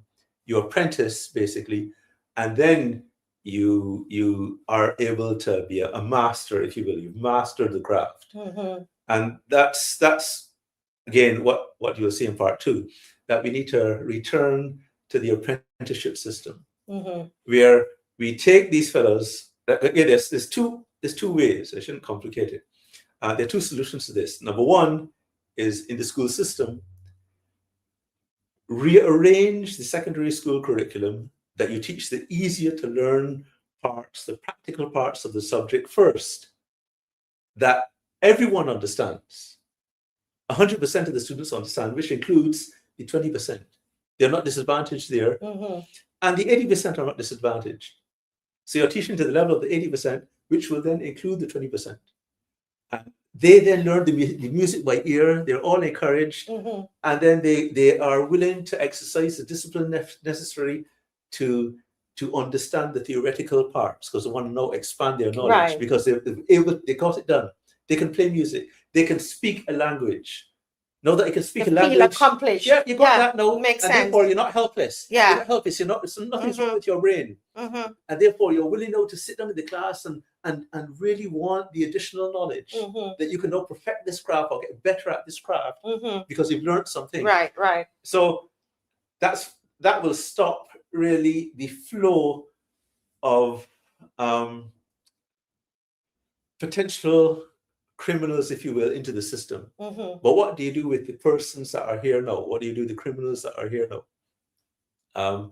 So number one, you encourage them that nothing's wrong with their brain, they can understand. To help a lot of them, you reintroduce the apprenticeship system. So like in construction, what happens is it used to have an apprenticeship system when it started out in the 80s. I would go on site and I would see a master mason and his apprentices. Right. A master carpenter and his apprentices. Yes, makes sense. A master plumber and apprentices. Whatever it is, they're masters and they have their apprentices. Yes, yes. But, making sense. And that's what used to happen, and it was successful. Right. Did we have the wave of murders? I don't think so, right? Because if anything, you go and apprentice yourself to someone who will teach you a craft. In, I think, around 1997 or so, the bank started offering 100% mortgages. And therefore, there was a great demand for residential contractors. And there weren't enough masters to do that. So then the apprentices left their masters and went into the residential construction sector, offering themselves as masters when they weren't ready. And laborers went as well, but not really laborers, because there really weren't any laborers per se. They were the apprentices. So working with the master to become professional. Right, and initially they will be asked to do the labor work, go do the donkey work. Right, Make sure that that's not where you're going to stay. Yeah, you're not going to stay there. Stay there. But I want you to start there to just have the right attitude of working hard. And then I will teach you a little something, mixing the cement and work hard, or mixing the concrete, mixing the mortar plaster. And then eventually, as you're mixing this thing well, or come and learn and put up a block, right? And a few more blocks, right? You're learning the trade. Initially, you're mixing the mortar, but you don't know why too much. You don't have too much knowledge. But again, the master is just testing you to see, are you willing to do this hard work and stay on? So even when the sun goes down and I still have blocks to lay and the mortar is mixed, I can't throw it away. Are you still willing to stay here with me, right? But after about 2000, again, the masters no longer had apprentices. And even in the formal sector, you then had or differentiated people on the site by skilled labor or unskilled labor. The skilled labor is the one that came to work with a tool. The unskilled labor is just the labor. And that labor must remain a labor until he learns a trade, but since there's no one to teach him, he's going to remain a laborer for years and years, not benefiting. And therefore, someone's not going to stay like that, even though the contractor says, you're a laborer, and that's your job. You mix that, and that's your job. Bring the mortar, bring the cement, bring the blocks. You just do that donkey work. You're just a donkey that can talk. That's what you are, right? Balaam recognizes the donkey, but you have hands and you can do other work, right? You're not a donkey where you have to load you on. You can lift up the thing yourself, and you can correspond with you, and you are basically a glorified donkey. That's not how it should be, right? You should be apprenticing, but you're not. You're just a donkey, and therefore, a lot of the laborers they observed what the mason was doing. They observed what the carpenter was doing, and they learned by looking. You cannot get competent learning by looking.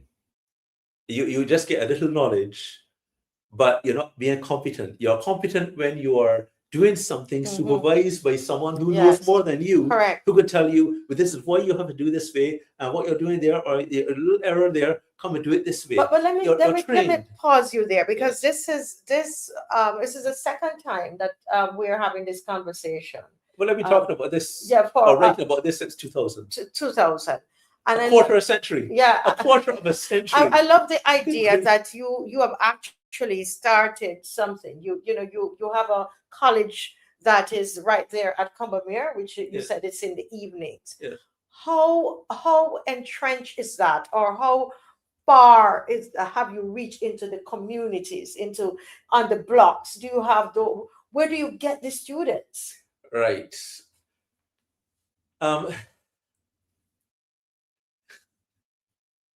Initially, I corresponded with contractors because I said, well, I'm teaching construction, and therefore I asked contractors, please send your fellows, let me train them, and they will be a lot more beneficial to you. And also when engineers come to the site, they wouldn't have to reject so much work. It's all a benefit to you. Not a single contractor sent anyone. Okay. So I said, not a problem. I then communicated with the banks, because the banks had me doing a lot of seminars for them. And I asked them, well, recommend us to people so that they can come, even your own people, you can come and learn, especially when you go on the site. When you go on and you are quantifying the work, at least they could add some quality to it as well. Not that someone has plastered a wall, but is that plaster good, or should it be rejected? They said no one. And then I contacted the insurance companies, because they also had me doing a number of seminars for various people. But again, they didn't send anyone either, or recommend anyone. So I had a college and no students for a while. Month by month by month, I had a good product, but I didn't have any customers. I thought my customers were contractors, and I found they were not. Right. I then thought that maybe they're banks, or who the banks will recommend. They were not. I thought there would be insurance companies, and those who they would recommend, they were not. And I then began to be encouraged, because, well, I began to be encouraged because I knew that I'm pulling out of this bucket people that I thought were customers, and they were not. And therefore, my customer is still in the bucket. I just don't know who they are. But I know they're there. Right. Because if you have a good product, it should be able to sell. How did you find your and who they are? Right. Who are the customers? How did you find them? I put a very small advertisement in the newspaper, The Nation, I think, and The Advocate. And I said, the person that is on site, I'm appealing to homeowners. Yes. The person that you have building probably doesn't know what he's doing. Send him to the college to get trained. And that was it. The homeowners sent the person who is on the site every day, directing the construction activity, and told him, if you want to continue working on my site, you go to that college, and we teach them all that we can in 2 weeks. So about 3 weeks, 2 weeks, and then the third week is in the exams. How to build a house from foundation to roof without having to ask anybody any questions. So the homeowners supplied you with the students. So what is the age range of these students? Right. So initially over 30, all over 30. Maybe 30, 40, because I had to be sort of senior artisans. They had to be there doing the work for a while. We didn't allow in junior people. And for 3 years, and again, because the minimum pass mark is 100%, you have to get everything right. We give you a test about almost 50 questions. You have to get every one of them right. And if I tested anyone, even other engineers, I would say, some will fail, they will fail it, because they wouldn't get everything right. But somebody listening will say, but you are doing the same thing as the schools? No, no. Because you want everybody has to get 100%. No, the schools aren't trying to get everyone to get 100%. We need everyone to get 100% because if you get 98%, you're gonna go and mess up someone's house. Right, and I understand that. And therefore, we don't want you messing up anyone's house. You want to build this house properly. Right. So and therefore, we are the reason why you can get 100% is because I train you to get. So in a way that you can understand. Right. I'm training to the level of 80%. I'm not trying to trick anyone. And I tell them, if the majority of you all fail, my fault. I didn't do a good enough job in conveying the information to you in a way that you can understand. What's the success rate of the school? I would say about 80% pass. No, again, first, when we first gave the exam, the success rate was 0, 100% failed. 100% failed. And I then said, it's my fault if 100% of you failed. Even though someone will come to me and say, Mr. Phillips, I got 98%. I said, very good. However, you still failed. Right? Because the minimum pass mark is 100. Right. You have to get everything right. Because you need to make that house. You need to be successful to make it out. I cannot let. I'm usually on one of the first military transports after a hurricane happens or earthquake. I'm usually there first to quantify the damage, to understand what happened, to make recommendations to the building standards so that that kind of damage doesn't happen again. Usually it's a 3-day assignment on behalf of the SEDIMA. They do a lot of good work across the Caribbean. And they have a team of volunteers, and I'm just one of them. And I get to benefit because I get to be on the cutting edge to see the damage that occurred by the hurricane, and therefore update our training materials. Shoot, I forgot your question. No, I was asking about the success rate. Oh, that's right. Yes, but you told me that 80%. Yes, 80%. Yeah. That's why it's so important. And the way that we teach them as well, we show them the damage that if they do it badly, what will happen. So this is why it has to be 100%. Right, because I take them a lot of pictures and I show them the misery that happens, and they say you don't want to be the cause of that. Right. But here's it. It started out at 0% pass, and then what I did is I did a mock exam first, because these are people who are basically traumatized from their secondary school experience. There are people who do not want to come. They are coming under duress. They don't want to come. The homeowner has said, either come or you're not doing the work. And therefore, no one really that comes to the college wants to come, at least initially. And I have to take those people who were traumatized with low marks. They already learned helplessness from the low marks. Right. And I now must try to get them to believe that they can understand this material. And I tell them up front what the minimum pass mark is, which discourages them more. Yes. I say, don't worry, it's my fault if you don't get it. And therefore, just trust the process. Let me teach you. And therefore, I teach them in the easiest way I can. For the auditory learners, I include the auditory learners, the visual learners, the kinesthetic, all types. Whatever kind of learner you are, we train you in that. And then I realized it was the fear of the exam. Even though I believe that they understood it, it's the fear of the exam. And therefore, we had the mock exam first. Yes. And then once we did that, the pass rate is about 80%. But we don't charge anyone for taking over the exam. And by the second or third time is 100%. Right. Okay. Everybody usually gets it. So there's a fee. There's a fee, yes. Right. So there's a fee. I retired as a director of the largest consulting firm in the Caribbean to run the college. So there is a fee. So if you're listening, people want to get in touch. Can people, if people want, does it work that way? No. Well, there's wallbrent.com and they can register. Once there's enough people in the class, then I teach. Wallbrent, spell that for me. WALB as in boy, RENT. Wallbrent. Wallbrent.com. Wallbrent.com. Right. And again, so wherever it is in Haiti, I go in a convent, I train in the convent in Haiti. or sometimes there's a school, or in the hotel, whatever it is. I go to places and I train. So it's a Caribbean college, but headquartered in Barbados. So I understand. I'm registered with the Barbados Accreditation Council. Barbados Accreditation Council.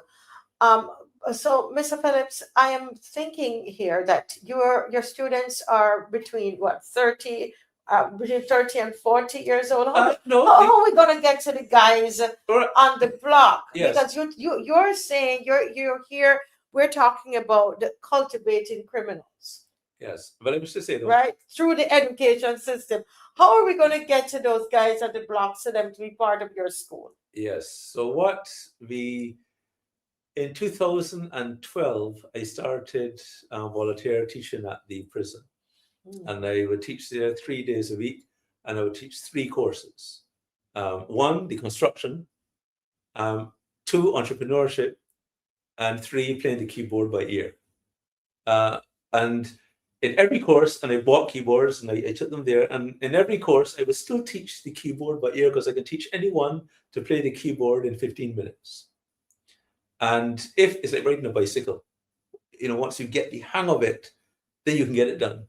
If you got on a bicycle and you didn't get that skill, you haven't learned that skill of just balancing, you're gonna struggle along. But once you get that, then you take off. Yeah. You could then learn the wheelie and all kind of tricks. Right. But the main thing is learning to balance that thing. You're finding the prisoners are interested in what you're teaching. And that's from teenagers all the way to old men. And I teach anyone. I teach a total old lady over 100 years old. So I don't care how old you are or how young you are. In 15 minutes, I can teach you. And for those who are observing me teaching them, they learn in 3 minutes. Right. What the initial person took 15 minutes to learn, or within 15 minutes, because maybe it could be 12 or 13 or so minutes, but the person looking on can learn it in 3. Because as I'm teaching the person, I'm showing them, put your hand this way. Oh, right. Yeah, put your hand a certain way. They're observing and they're seeing how they're learning by failure. And they're trying to edge them on. It takes the less time for that the other student. Yeah, because they see it. They're saying, get it done, man. Let's do it. I can't wait for their turn. So in the prison, when do you get some of those students when they leave the prison?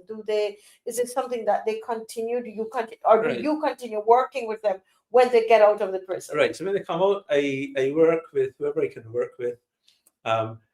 Some I pursue because I think they have potential because I know they're out. And then I realize that's not the best method because they're happy to, learn when in prison, but when they're out, they may want to go back to their old ways. So if they want assistance, if I can help them, I do. Right? And sometimes the prison asks me, all right, keep an eye on this one and try to work with them and help them out. And I try to start them. I try to get them to start in business. And just try to get them going. What percentage of those who leave prison you find that they want to stay with the program? What's the percentage? No, it's no program. It's simply I train them in how to start a business. They had a difficulty then in running the business in the prison. Or essentially the prison shut it down. That's what happened. When they could make money, the prison shut it down. And then they allowed it to resume, provided that they don't make any money.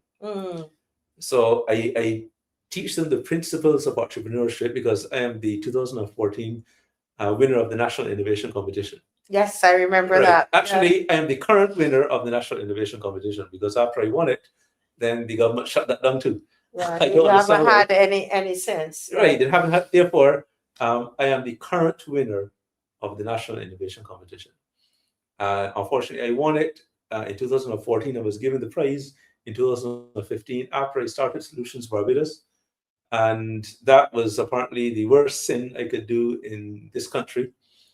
So I'm the only winner who was never allowed in any secondary school in Barbados to share the idea. The idea that you had. Right, or to teach them or to train people in entrepreneurship. Yes. I have to watch the second place winner, the person that came in second, go to all these schools. But that ban continues to this day. To this day, I cannot get into any school. I keep telling them, look, invite me, I'll talk to your students. Let me talk to your sixth or fifth formers or fourth formers. Let me talk to them, let me encourage them. I'm the current winner of the National Innovation Competition. I have not yet talked to your students. Cannot get to talk to them. I try in churches, no church. I cannot get any church to allow me to talk to people. So but look at it now. You're able to go to the prison. Yeah, at least you know. Well, it's, after, yes, I was able to go, and it was open to me. Although I tried to get in for 20 years and I wasn't able. I tried my best to get in any group going into the prison because I always felt some calling to be there. Do that, yes. For 20 years I couldn't go, and then I stopped trying. And then the Lord just opened the door to me, and there you go. It's a pity you didn't get them in the school first, you know, so that you're able to stop them from going into the prison. Mr. Phillips, if I had talked to you before. That's a real pity. But let me tell you, this is every time we've spoken about this is so interesting. Yes. And again, I'm hoping, I know the government that they watch the program. I hope that there's somebody in education that might be listening to this very important discussion this evening, and that they'll be able to implement some of this. What you can only hope, yes. Yeah, because it's so simple. It just means rearranging the secondary school curriculum. You're not bringing in anything new. You're just rearranging it. Instead of teaching the easy stuff later, teach it earlier, so that everyone understands and everyone is encouraged, as opposed to this colonial method of weeding people out. Yeah. So we just have another 3 minutes or so. Yes. What do you think would be the impact on the state of crime in Barbados if we were to just make that change in our education system? Right. That would stop the inflow of criminals, because no one goes to school to become a criminal, right? Unless by fourth or third form, they recognize, listen, I've learned helplessness, and therefore the only option for me now is to go on the block or go in the gang, and therefore they get into it early. I mean, the next time you come here, we have to talk about white collar crime, because then you have those that are very, very brilliant. Right, those are 20% that go into criminal activity. There's some in the 20% that go into criminal. But I understand the point you're making, the general point you're making, and we will discuss. But we need to actually address those who don't want to, because when they come to prison, they let me know, look, I don't want to. I don't want to go back in the block. I just want to get something to do. Right. And then they feel, well, they have no choice now, because it depends on what they did. Their parents may have thrown them out, and therefore they have nowhere to stay. And that's why we have this other program where we are trying to have people that have left prison that have nowhere to stay, that we house them for 6 to 9 months, and we teach them a trade. And then let them go out and try and get something done. Right. So you are doing a lot of community work, a lot of social work, and I think that is what is needed. It's everybody coming together It's just such a small spoon. That's what I said. But the government could do a lot more. The government could do a lot more. Yes, because all individuals could do a little bit, but it's not impacting that much. So hopefully. If the government is listening to this, they would take some of these ideas on board, or just try very briefly, because I make this recommendation so many times. There's so many groups doing various things. Yes. Test them. Say, all right, Walbrent, you take the college. Then you take, here's about 10 people. Some other group, you take 10. Group, the 10 are the worst. 10 for the ones that Steve has a program as well. Give him 10 as well. Yeah. Give everyone 10, and then let us after 6 months. Yes. Test them and see how they are, and therefore you'll find out which programs work, which are not working, and the ones that are working, tell all the others, copy that, because whatever you were doing wasn't working. We tested it. Right now we just give you money or give you what we do is, and the things aren't working. Just give it a try. A number of different pilot programs, everybody with their diverse methods, and clearly a lot of what's happening is not working. And therefore we want to find out what is working. And once we know what is working, replicate that across the board. or if there are two things that are working, replicate those two. But the others say, look, if you still want some assistance from the government, stop that program because that's not working. Right? Stop taking the money and just wasting it. Yeah. Right? That can be done to do other things. And again, we have no money from the government. I'm not asking for money. Yeah, let somebody I'm think just asking to tell people. you want some people so that you can help. Yes. And that's the thing. I think that when No, we already have people. We have people because we have the people. But no, I'm it saying needs to be a you're saying pilot, where the a pilot government, test. yes, because Pilot they test. you know, and I'm so glad the way you I'm so glad about what you just said, because a lot of times when we have this discussion, they say, oh, but you only, you're pointing finger at the government. But there are some things that only the government can do. Yes. When you take a program like this and you are able to scale it nationally, Yes. and you're getting success, but it's the government that is going to be able to scale it nationally. And that's why it is important for them to get their hands into what's going on, and put some resources there and get in it and get it done. Because I can't go to a secondary school and say, give me, your 10 worst students. But the government can do that. Yes. And say, listen, we need your 10 worst students, all the schools, secondary schools. Give me the list of 10 worst and let's share it out. Yes. Half males, half females, and let's pilot this thing. Yes. Agree. That's all. Yeah. Right. We can't waste any more time. No, we can't. Right. We wasted 26 years. Right? That's both administrations. Yeah, most definitely. Well, Right. Grenville, it's always a pleasure. Yes. And I believe in your ideas. I'm one. When you put out your stuff, difficult conversations, go and check it out on Grenville's page, Facebook page, and sometimes I get them by WhatsApp as well. Yes, I have a list. So you send it out, Yeah. and I do read them. Yes, thank you. And they're very, very, most of them I read. Yeah. And they're very interesting and great ideas. And what I love about this conversation is that he has moved it from from an idea into actuality, into reality. He has a college, so he's not just saying, let us do this. He's actually doing it. Yes. And I want to congratulate you on that, sir. Yes. And wish you all the very best. I know you don't advertise for your stuff, but if there's anything I can do with my show, please let me know. Okay? Okay. When you have a graduation, I can come and film it or something. Okay. Very good. All right. Yes. So thank you so very much. Yeah, I think Dave is putting up some of your stuff now on the screen for the others. Okay. Yes. Well, thank you so very much. God bless you. Thank you.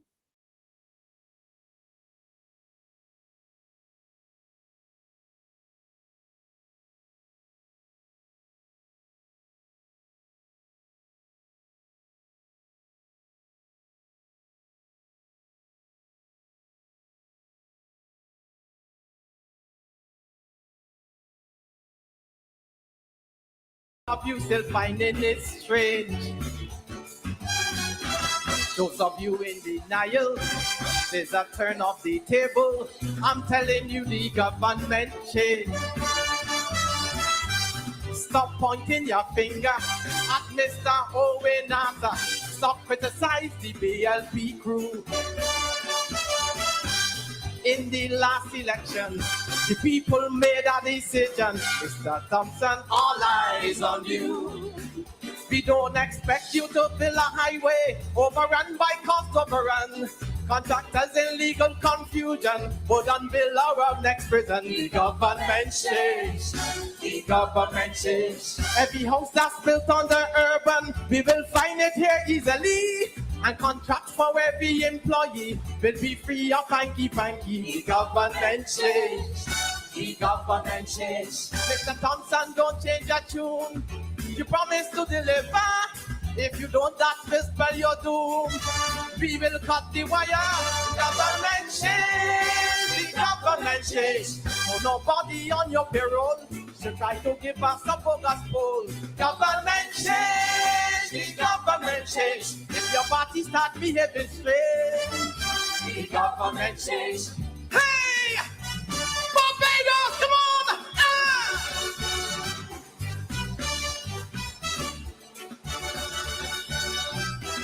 We are very resistant, although change is constant. opportunities it can create. Look how a brilliant young lady now leads the BLP. Change has given her that mandate to lead the opposition along with the Calypsonian. She will keep check on the things you do. Issue now on the other foot. Over 14 years it took. Mr. Thompson, all eyes on you. If someone from our next party decide they can cross over, you must handle it carefully. Don't announce them as co-leaders. The government change. The government change. Hard would be the word to use to describe high cost of living. That's job number one to choose. Number two, we are not taking the government change. The government change. Mr. Thompson, please keep open our windows to the sea. Cause for the average Bajan, the doors done closed already. Government change. The government change. Be careful how you privatize. Here we come in the Bajanize. Government change. The government change. If arrogance get into your veins, the government change. Ah! Hey! Hey!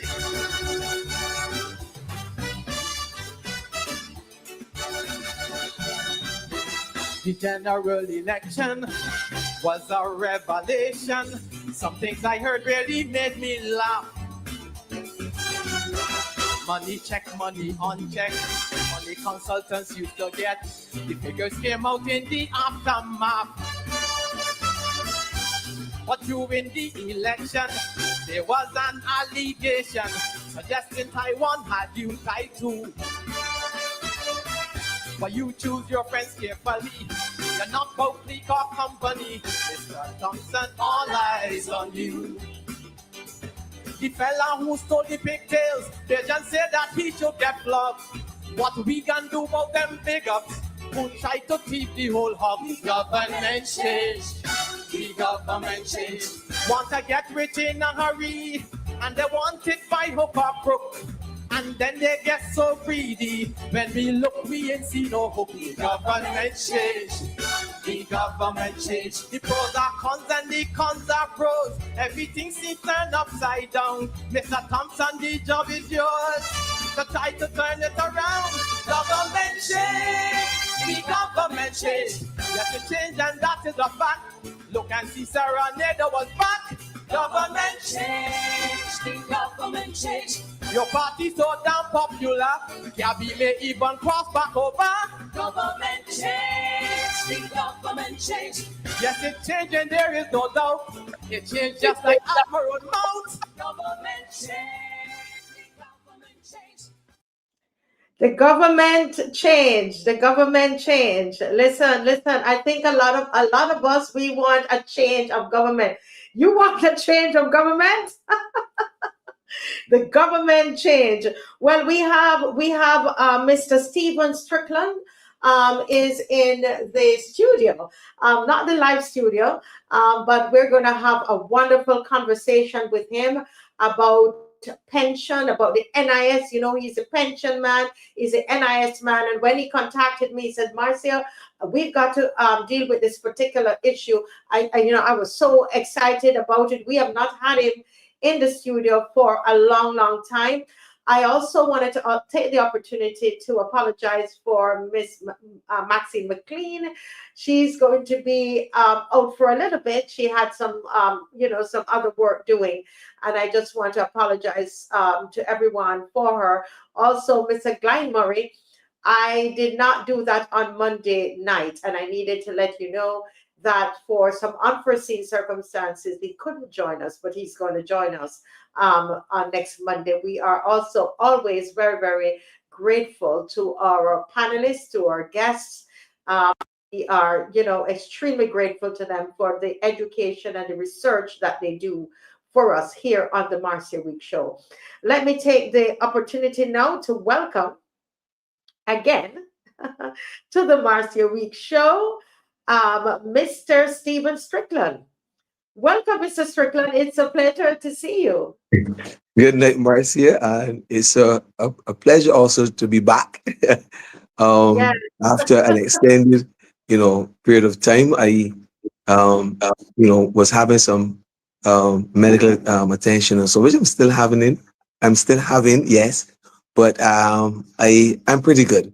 And Yes. when I heard the news yesterday, um, I was very, concerned about, certain things that were said by Minister Sandra Husbands um, in relation to the climate that does exist, so that I would want to go back um, during the 2022 campaigning, because it Yes. was at that time that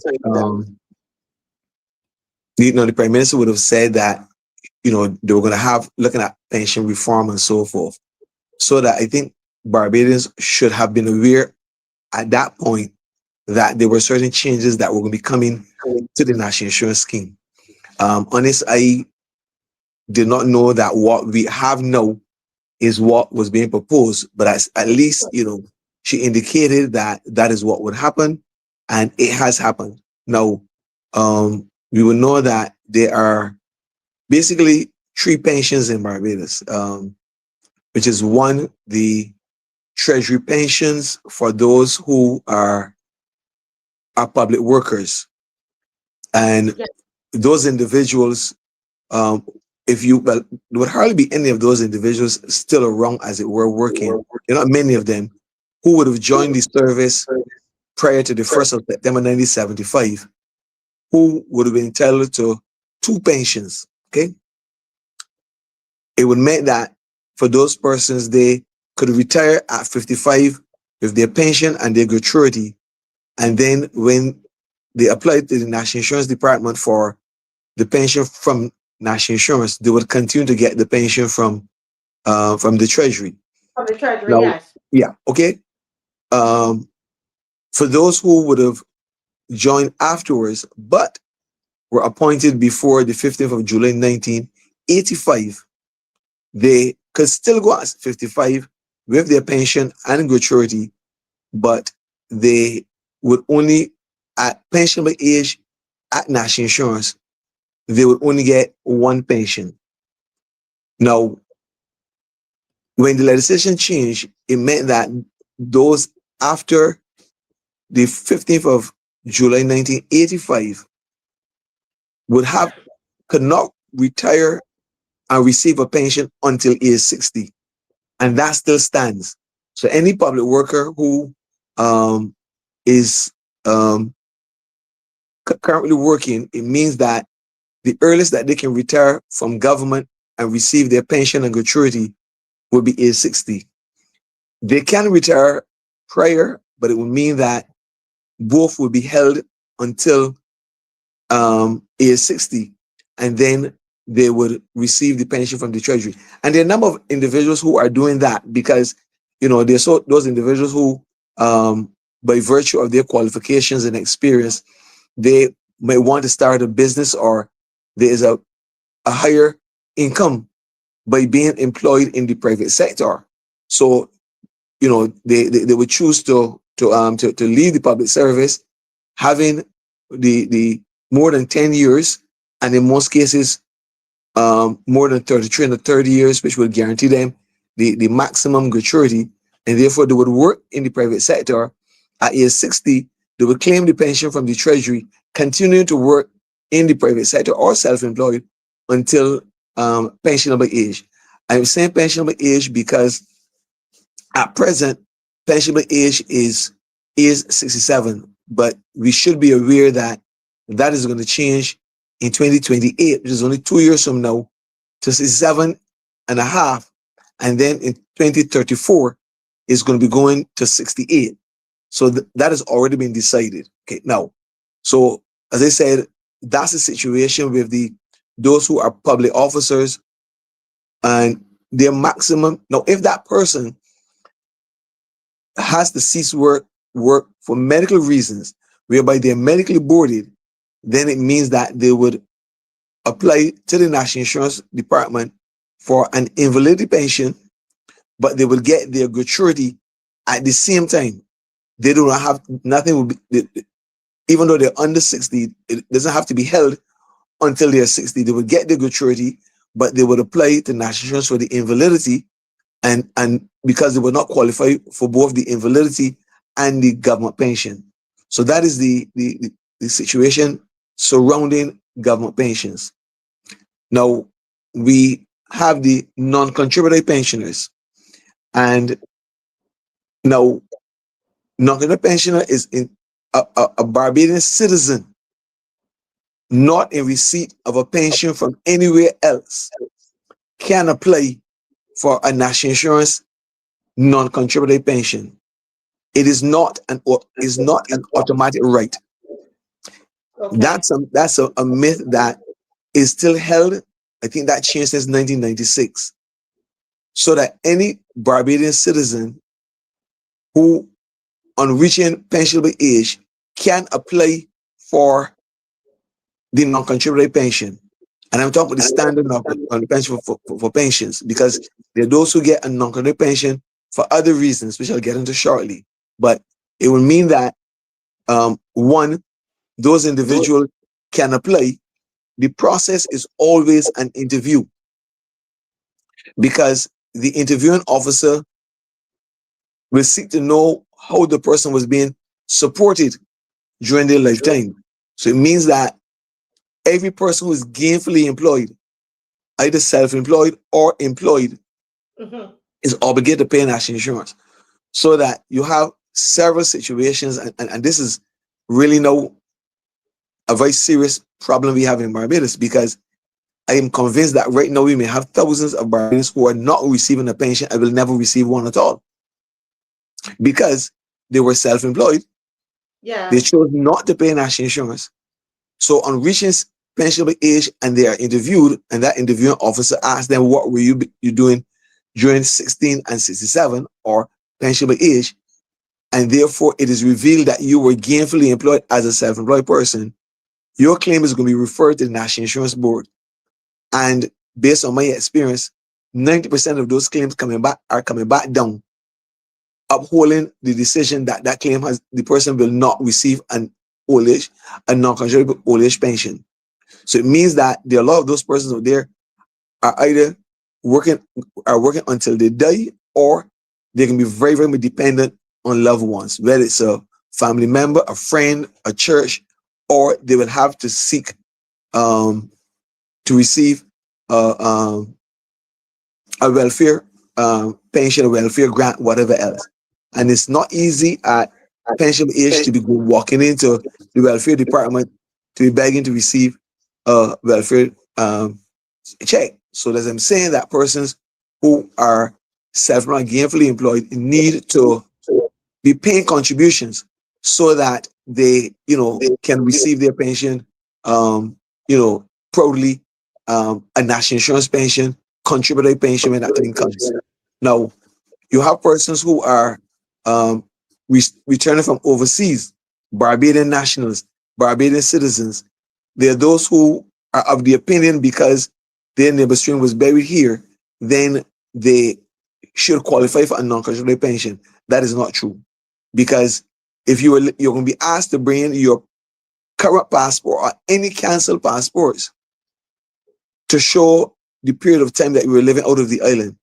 And once you indicate that you were living in another country, Barbados is going to write that country to obtain whether you are entitled to or you are in receipt of a pension from that country. And once you're in receipt or you're entitled to a pension from that country, then you will not get a non-contributory pension.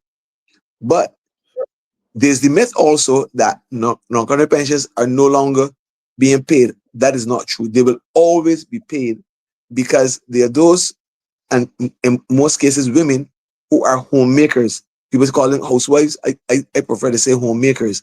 There are those who are physically and so forth challenged, that they will receive the non-contributory pension. So in 2024, I think it was 2024, previous to 2024, sorry,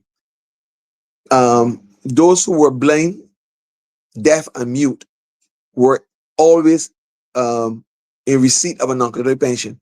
So you have children who graduate from the blind or from the school, I can't remember if it's the Angle, the one which has deaf mute children.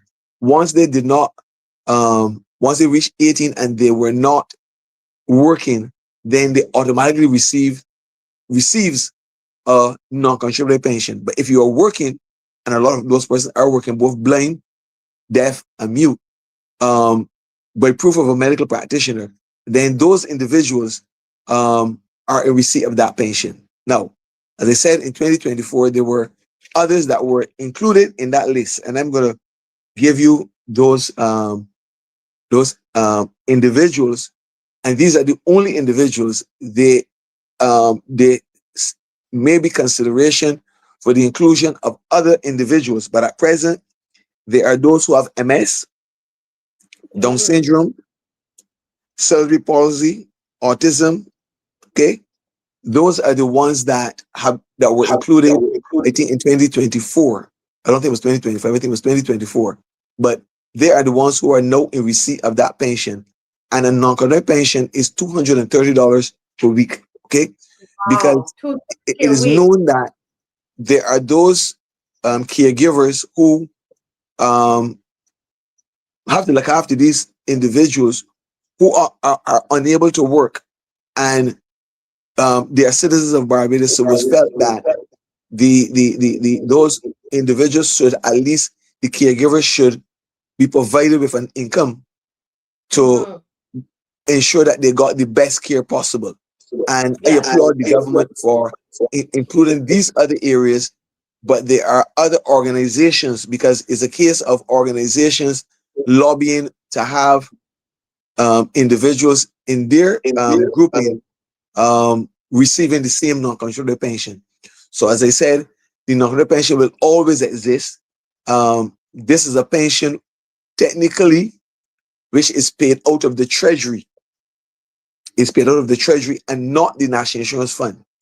Technically, realistically, I can't tell you, but because I'm going to get to something else afterwards, which falls under the same domain, so that we know that National Insurance Fund has taken a tremendous beating by this administration in respect of the 1 point whatever billion that was written off and so forth. So they always, yes, please. Can you hear me? Right. I want to know very good information. You have been just quite with this revision for me, because you shared some of this before. But okay. I wanted you to just repeat those persons who are eligible for the non-contributory pension. Please, I will. Now, as I said, there were those who were blind, deaf, mute, but now the ones that have been included would be those who have MS, yes, Down syndrome, cerebral palsy,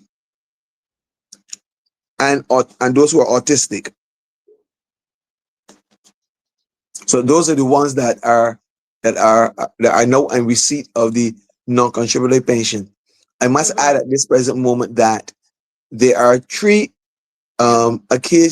systems by which pensioners are paid, which should be 1, by check, 2, a direct lodgement, and 3, wire transfers, because there are individuals who are in receipt of a national insurance contributory pension or invalidity pension who reside outside of Barbados, and therefore they receive their pensions in the country that they reside. They can have it sent to someone in Barbados with a check, and they take responsibility for how that is done. They can have it sent to a bank account in Barbados, or they can request that it be sent to them at their bank where they reside. It would mean that they would just provide the department with the name of the bank, the address of the bank, the account number, and the SWIFT code. I think those are the things. But once you contact the department, then someone will guide accordingly of how that can be done, and they normally receive their pensions on time. National Insurance is pretty efficient when it comes to that aspect. Okay, so that to a large extent. Go ahead. I'm sorry. Let me let you complete what you were saying there. We were No, having no, a little you go ahead. You go ahead. It's my internet or yours. Can just everybody, I think it might be mine. It seems like I'm having some challenges again. Okay. Oh, wow. Okay. Hello? Okay. Can you hear me, guys? I'm still here. I'm still here. Okay. I'm still Yes, here. you're hearing. Yes. I'm hearing. Okay. I'm So, hearing you clearly. okay, wonderful. There's a question on the screen. It says to Mrs. Strickland, what about those persons who have reached the required amount of contributions of 500 and are denied their pension because, according to the NIS, their payment is late? I am not certain because the last part of that question is what I am not certain. I'm not understanding clearly what the person is saying. Now, if the payments, because this would have to be a person who is self-employed. Okay. Now, there are those persons who seek to trick the system, and I'm always blunt, whereby the person is, for argument's sake, 66 or 65, yes, and they, in checking with the National Insurance Department, and let me say here now that it is not 500 at this present moment. Okay, at present in 2026, you need 590 contributions. So that changed in 2024, and let me give you a rundown very quickly of those changes. In 2026, it is 590, 2027, 620, 2028, 650, 2029, 680, 2030, 710, and 2031, 750. So the 500 that the person is speaking about first no longer exists. Now, as I was going back now to the whole issue of paying late. So the person recognizes that they are 65, they need five, and they're going to be pensionable age in 2026. So they need 590, but they only have 200. Now, it means that if you are 65, you only have 104 weeks from that date to 67. But this person needs maybe 300. So that person seeks to go back and pay contributions in arrears. You're only supposed to go back 2 years. Now, if you come and pay contributions to a cashier, the cashier is going to take your money because they assume that you are paying it within the law. But when your pension is going to be processed, the computer recognizes that these were paid late, and therefore they're not going to be recognized. The contributions that you paid to the cashier, you're not going to get back either, because you sought to trick the system. And I'm not saying that this person happened to that person, but I'm saying that this is what happens. Now, if on the other hand, the person is saying that if the officer said that they were paid late, then they would need to get clarification on what they mean by being late. But I'm not certain what the person mean that they are late. Okay, but if the person said they're late because they pay them in late, they pay them in arrears, is because that person might have sought to trick the system, and it's happened on numerous occasions. You want the same thing? Because prior to 2024,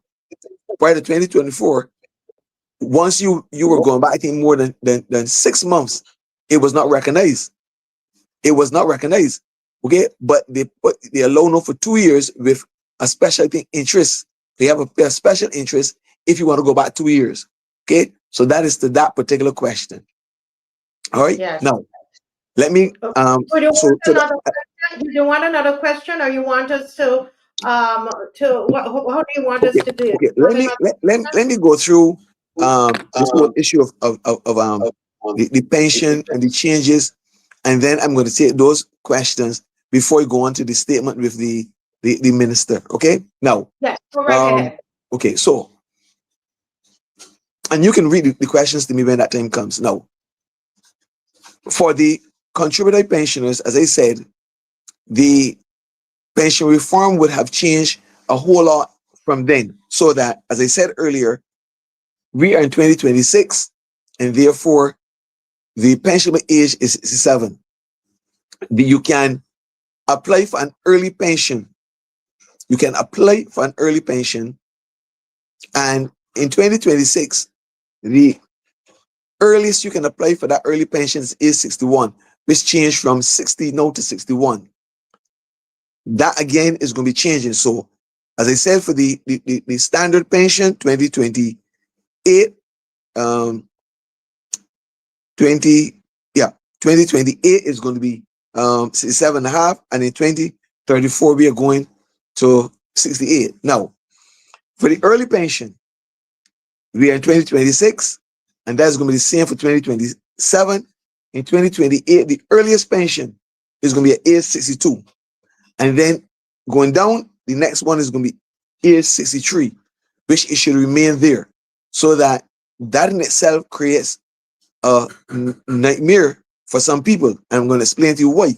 Because the reduced pension is now 9%. It's now 9%. The minimum contributory pension is $254. So that if you are applying for a pension at age 61, you are applying, it means that when you lose 9%, and that 9% comes to less than 254, you can't get an early pension. So going back from 2020 when COVID came, I remember I went back to work for 3 years because I was already retired. There were a lot of persons who lost their jobs and found it difficult to get a new job. So they were applying for a pension with the expectation that because they heard that you can apply for a pension at 60, that it meant that they would qualify. So we had to deliver the sad news that the reduced amount was estimated to be less than the minimum contributory pension. Now, this is now over a year that the estimator at National Insurance is not working. I remember the last program I was on, there was an individual who indicated that it was working. It was not working. The portal is working, but the estimator itself on the portal is not working.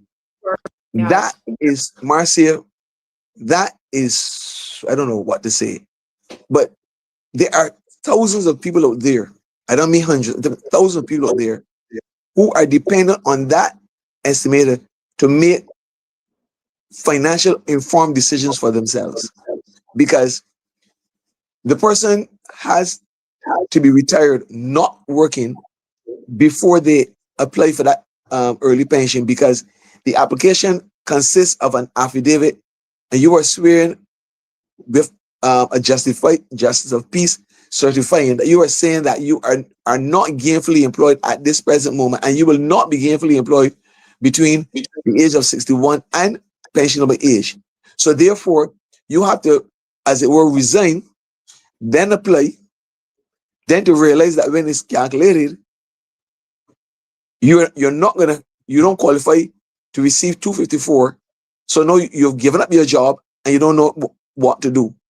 There are those who are barely working, but having worked for so many years, might qualify for an early pension, but because it's not worth their time to go to work when they can stay home and get that early pension.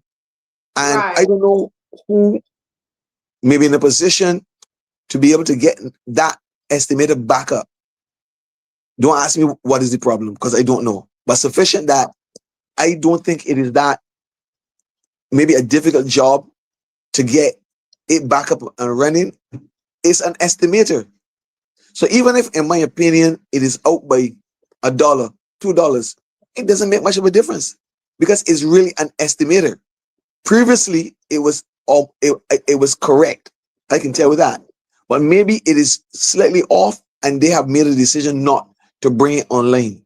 And I get a lot of requests. The staff get a lot of requests, persons going in to find out if they will qualify an early pension, and the officer must tell them point blank, I can't help you. It is a bit embarrassing. Okay.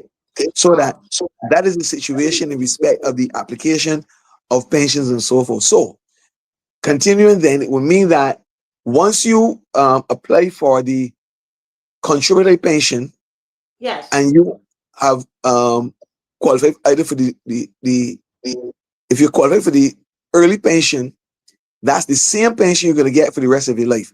It's not going to increase at age 67 or at pensionable age. That's the same because you are asking, but no, you are asking, Marcia, to receive a reduced pension at that point. If the legislation was not like that, it means that nobody would work to pensionable age. Everybody would apply for early pension, continue working, and then get the full pension at 67. Nope, that will never work. You want the same. So you are asking to receive, because all things being equal, if you are in receipt of a early pension, okay, which is 254, you're an accountant. 254 by 52 is I think over $13,000. $13,000 by 6 years. You can imagine the amount of money that person has received by then, and then when the repension it goes to the full amount, the fund can never sustain that. Okay. So that's good information for people to know. If you take the early pension, that's it until for the rest of your life.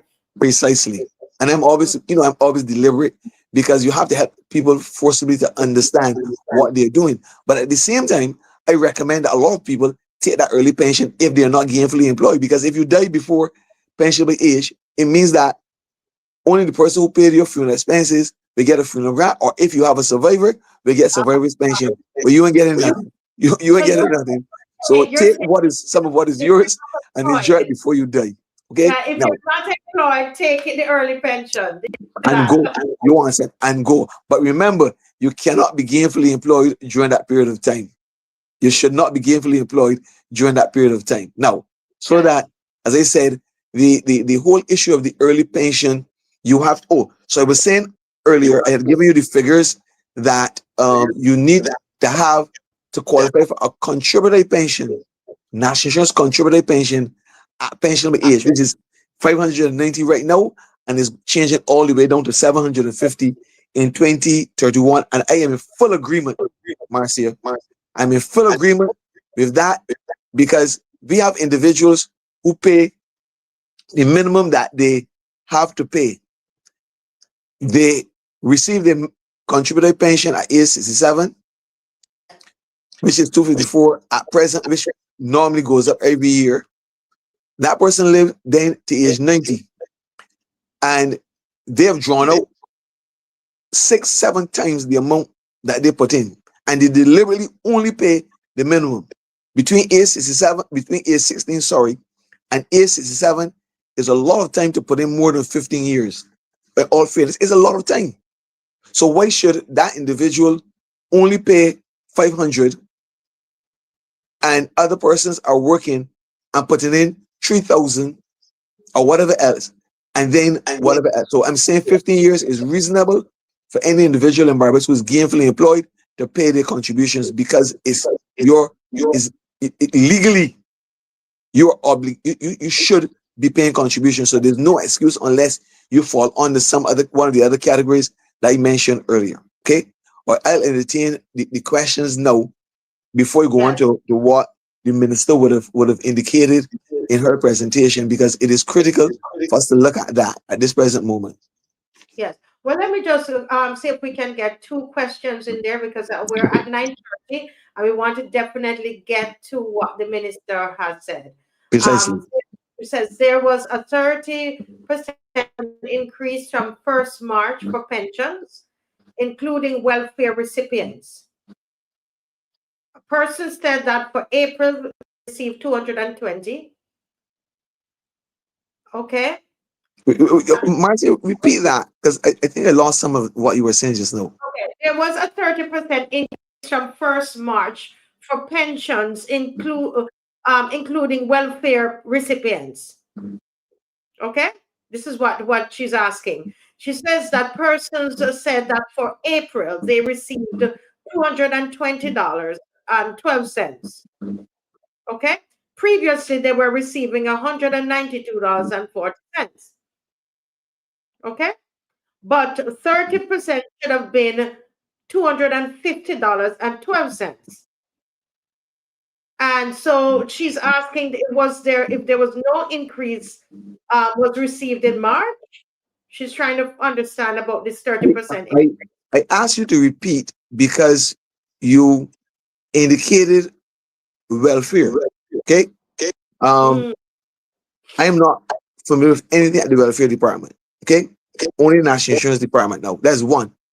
And two, the non-contributory pension is 230 across the board. Contributory pension is a minimum of $254 and upward. And there was no increase in national insurance pensions in 2026. The same pension that pensions were receiving in 2025, the minimum and the non-contributory pension is still the same. So there was no change in the national insurance pensions at the national insurance department. Okay, so I believe that that is welfare that person is speaking about, and I'm not really familiar with anything at the welfare department. Okay, so they would have to go into the welfare department or call in to get clarification on that aspect. Okay, go ahead. Okay, all right. So we have another question. Guys, can if I'm missing your questions, let me know. Please rewrite them. I'm trying to find them. The system has demonstrated, this person says, a clear bias against self-employed. You should tell the audience that the same of businesses to back pay as well as write off for businesses. Is this fair? I guess they're talking about for large businesses.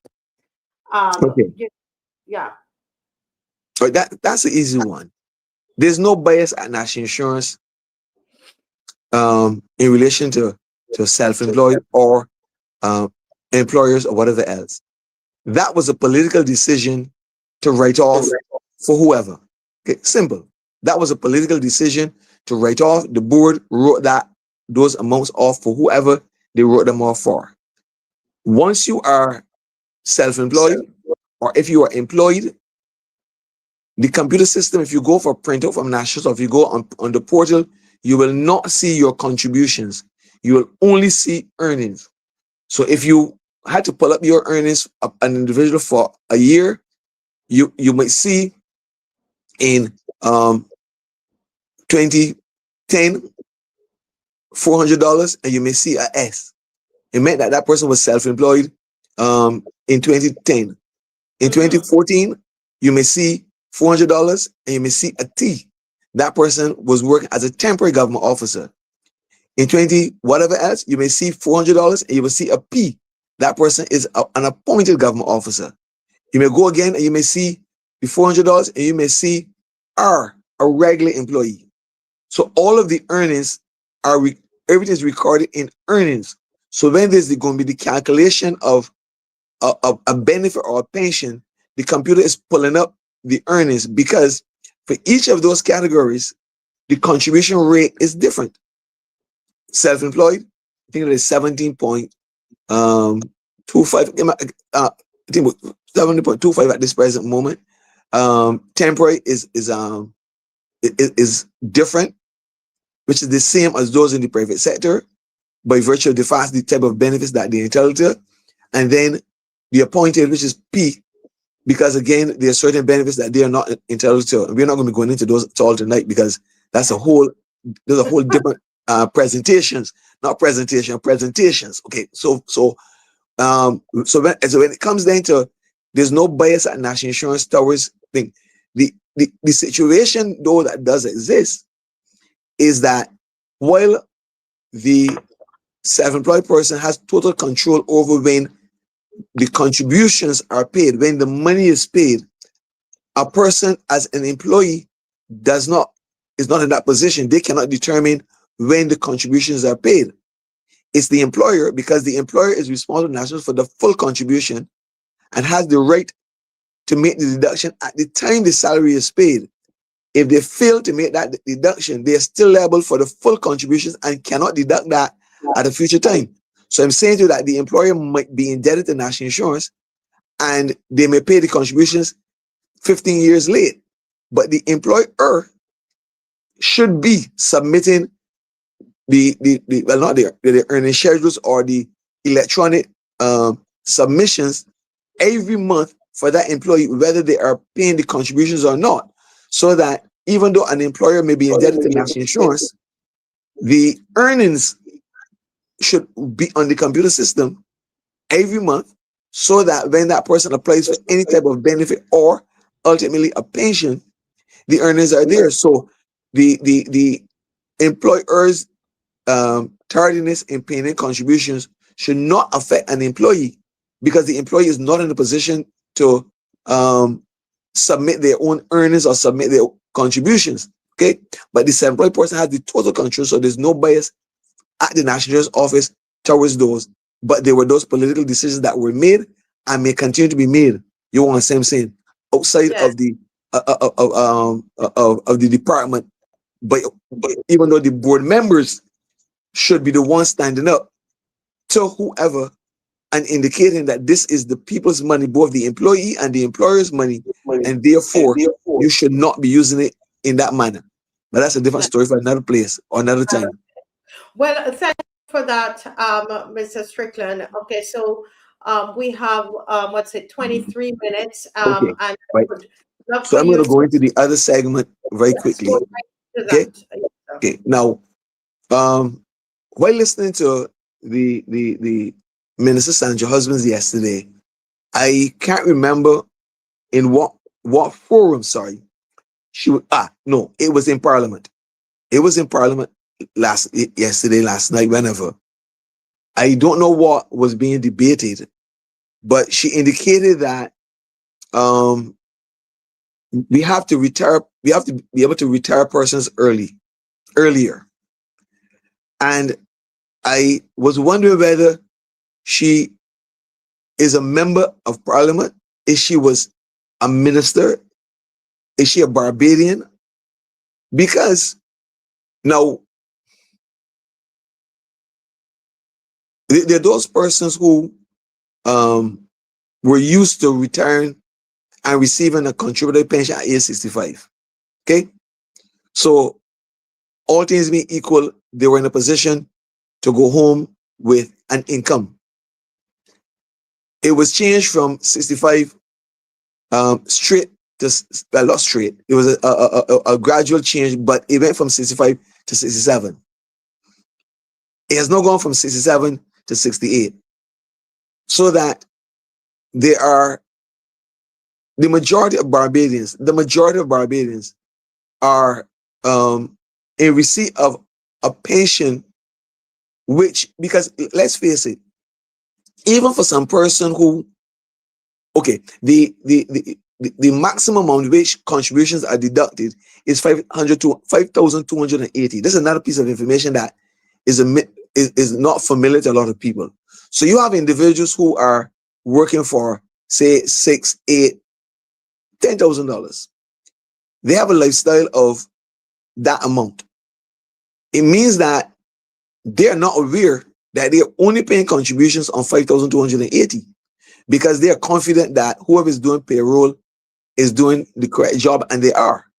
But it means now that when they retire at pensionable age with a lifestyle of, say, $8,000, and these are not the majority of Barbadians, it means that the maximum pension that you're going to get is 60%. We're not going to deal with the calculations and whatever else at all, but sufficient that that person's standard of living now is going to drop from 60% of 5,280 from $8,000. That's a big drop. You want to say I'm saying? So in making her statement, I don't know if she's aware that there are a lot of persons in Barbados whose pension is only about maybe $400 per week. $400 per week. A lot of persons, even though they're working for a certain level of salary. Okay? And therefore, you are asking for those persons to retire early. If they retire early and you take out now 9% of whatever they're going to be applying for, because you want them to retire early, how are they to survive? You want to say I'm saying? So at present, we have a lot of persons who we are seeing in the workforce. And let me start with those who are over pensionable age, because there are those who are over pensionable age and they're not in receipt of any pension because they did not pay the number of contributions, okay, because they were engaged in whatever else, or they are only receiving $254 but the opportunity presents itself for them to work past 67. And therefore, for any person working past 67, it's a win-win for the employee who still has a job, but it's a win-win for the employer also because they have the experience of that person, but also the rate of contribution that the employee was paying before, which was 11 point whatever else. They're now only paying 0.25. The employer who was paying 13% or so, the employer is only paying a 1.60. You know what I'm saying? So there are those in the workforce that we will wonder why they're still there, because it's a win-win for both persons. Then there are the ones who, by virtue of not having that much savings and so forth, they're forced to work up to 67, okay? Because they can't go home before. And what does exist, and I don't know if the minister is fully aware of this, this is causing tremendous conflict and problems in the workforce, Marcia. And I can give the personal experience. Now, I would have gone home at age 55 because I would have had 33 and a third years, so I went home. But I came back in 2020 to assist because when COVID came, there was need to bring on additional staff to deal with the unemployment claims because we were on shutdown, as it were. They could not be accommodated at the main office, so we were located at Baobab Tower. So I would have had a group of young individuals that I was supervising. But then we all were moved into the main office for about less than a year. And it was then that I came face to face with because I would have been 66 when I came over to the main office. I could have remained to 67 legally because I could have remained to 67 and not go at 55. But I came back and I had comments like, "Will you come back here for? Why don't you go home?" And whatever else, by the younger generation, my own children, my own, as it were, not mine personally, but as it were, my own children were saying to me, "Why don't you go home?" Right? Okay? Right? We got degrees. You understand what I'm saying? We were those who held on because, unfortunately, I don't have a degree. We didn't have degrees. We were being, the 2007 Public Service Act gave those with degrees a tremendous advantage over us. And that's why the public service is losing a lot of persons. Age 60 is the buzzword. Once they get 60 and they can get out financially, I'm gone. So I'm just saying to you that if she's asking persons to retire earlier, you are now fueling a situation within the workplace, both in government and in private, between the younger generation and the older generation, right? So I felt it really irresponsible, okay, on her part to be making that statement in Parliament, not looking at the implications of all of that, because we are, and I have children that have degrees. You know what I'm saying?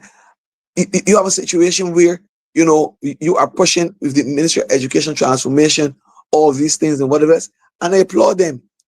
In the Ministry of Agriculture, you're pushing a whole lot of technical whatever else, I applaud them. But how about those who are the hardcore farmers in the field? You can't grow canes in a lab or in some whatever else.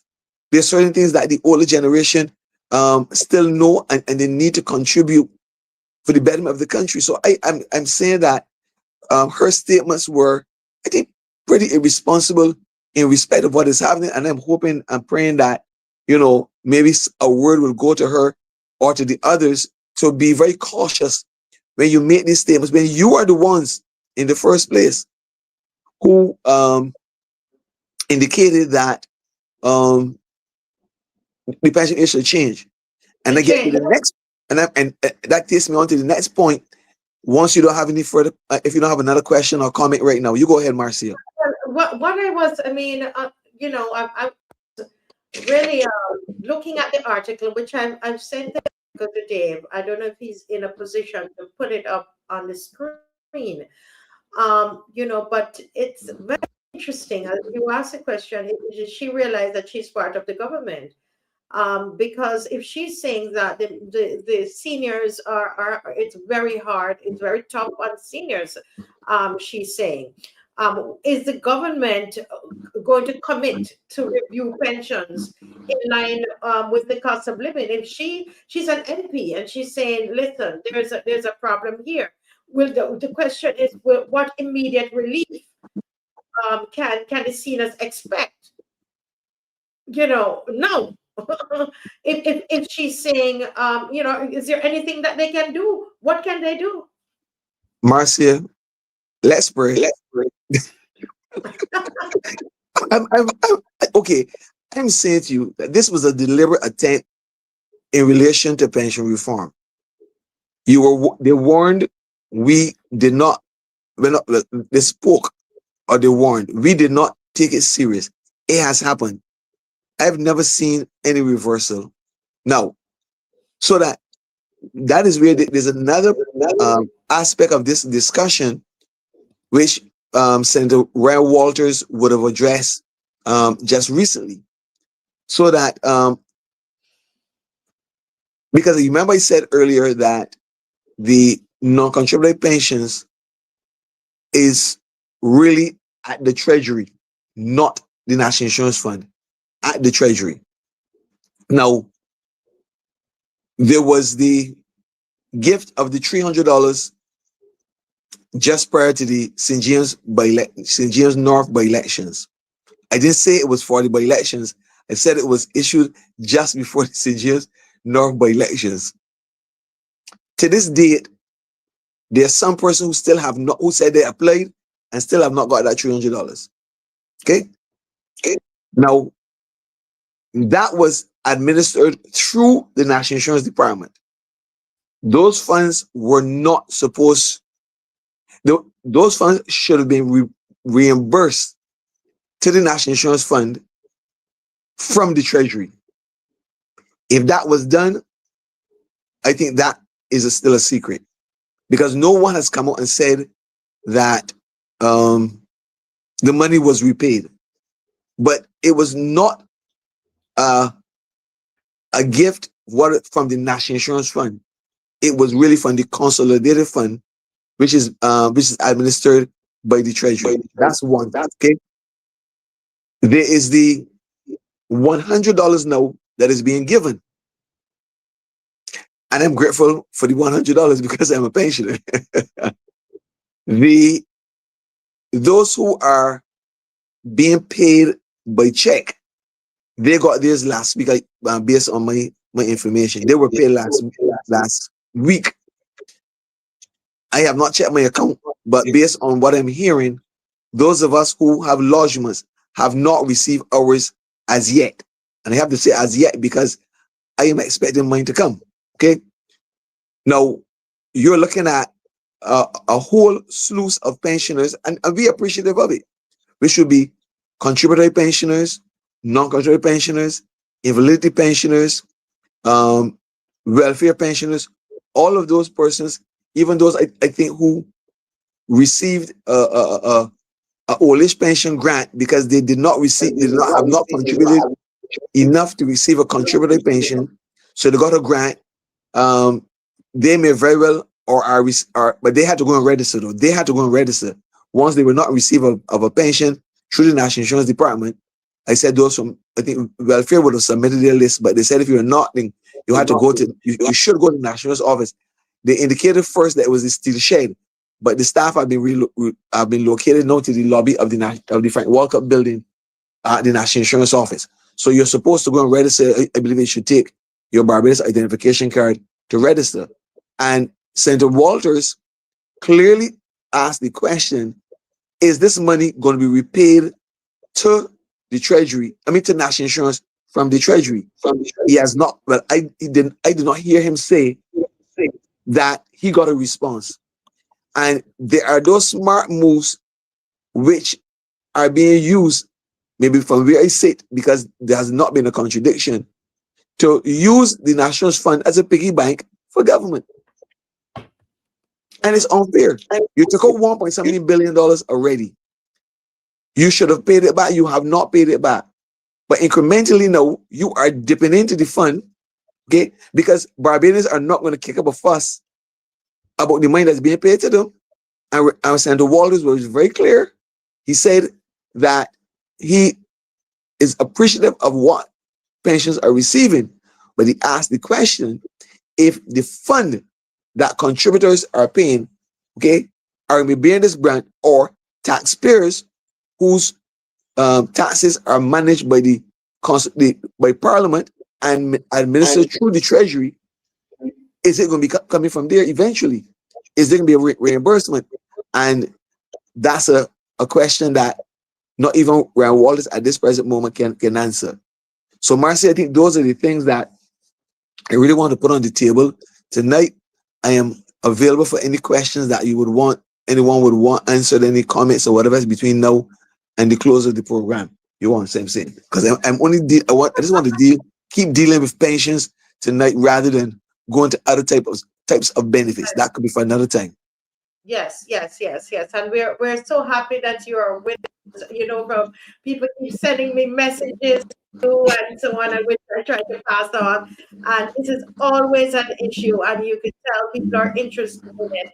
And you know, I'm so glad that you raised what you raised there. And so I see that somebody said easy, no, pull back. No, you have to ask the questions. We do not have a proper we don't really have much of an opposition. So you know, if Ryan Walters is saying that inside the parliament as a senator in the lower house, in the upper house, it means that we have to echo it. It's not about being easy and pull back. I'm not sure what this person is saying, why that person is saying that, but I think Mrs. Strickland has all right to inform the public of the possibilities of what could really be happening. So, you know, I think, you know, that is important. Marcy, let me get a bit of clarification on that. The person is asking me to pull back, or they're saying don't pull back? Oh, they're saying it just says easy now, pull back. I'm not sure from okay, what. because let me say clearly, I don't pull back because I think long and hard. I choose my words very careful, and you sometimes people will say don't be so diplomatic, but I choose my words very careful because I'm deliberate and intentional when I say something. Okay, right. Okay, so for any person who believes that I should pull back, I think they have the wrong person. Very sorry. I am for the people of Barbados. Okay. But listen, somebody's saying here, Mr. Strickland, are Treasury pensioners getting that $100? All pensioners in Barbados, based on my information, and I am pretty familiar with the Treasury. All pensioners, you see, if Barbados would have listened, and because it was spelled out pretty clearly, all pensioners in Barbados, whether they are Treasury pensioners, national insurance pensioners, which will be invalidity pensioners and welfare pensioners, will be paid this amount. Okay? Again, the unfortunate situation is that if you call national insurance to speak to a member of staff in relation to if your name is on the list, the staff members cannot tell you because they can't see the list. They can't see the list. Okay? Only certain persons in national insurance, and I believe will be in the IT section or whatever else, who will know who is on that list. The same with the 300. No one in national insurance can tell you who got paid, who are due to be paid, and anything, because this was something that was only administered to some extent by the National Insurance Department. So based on my information, they will be receiving, but just like myself, who I am, mine is a lodgement, those, and I'm a national insurance pensioner, we have not received our lodgement of our $100. The only ones that were paid based on my knowledge were those who are the national insurance pensioners who are paid by check. They have already received theirs. You want to say? So I would like to believe that the Treasury pensioners, like myself, because I'm a Treasury pensioner too, we will get, well, I would not get two. I will not get two. One from the national and one from the pension. But I'm just saying that if I was not a national insurance pensioner, so you have persons who have not reached pensionable age and are not Treasury pensioners, they should be getting, but they may get theirs at the end of the month when payday comes. But I can't speak to that at present moment. Yeah. Okay. Well, Judith Ann Clark is saying that her lodgement was yesterday afternoon of the $100. I can check my bank account then, Marcia.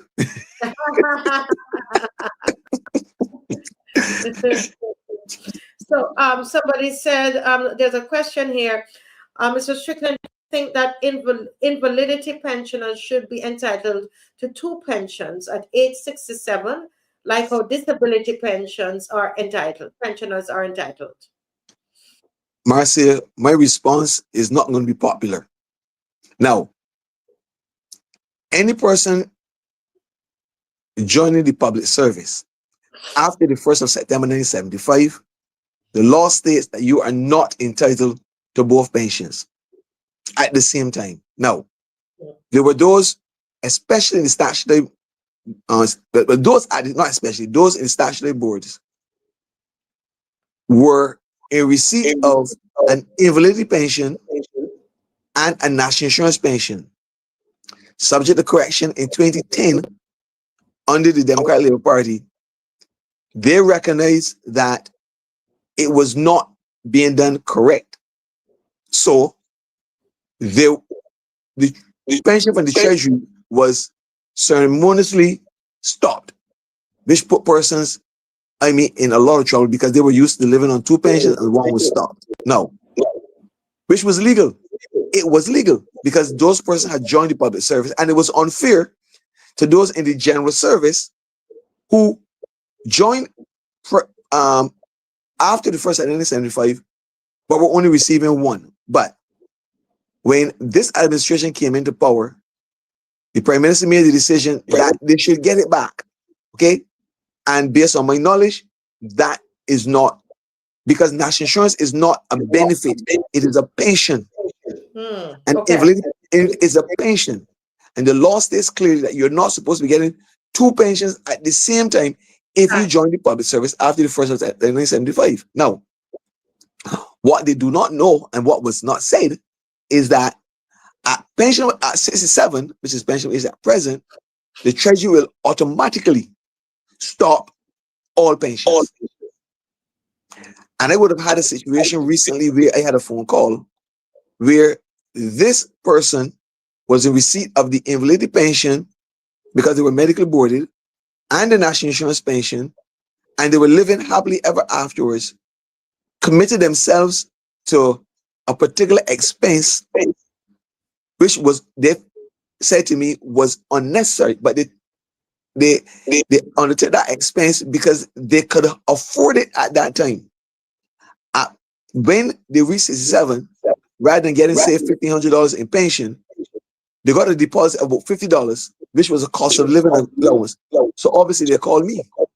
And the person said to me, but if I had known that at 67, my Treasury pension would be stopped, I would never have undertook that expense. You want to say, because it was not necessary. So there's that unfortunate situation where there are those who are getting it and they're enjoying it. And I am glad for them, as it were.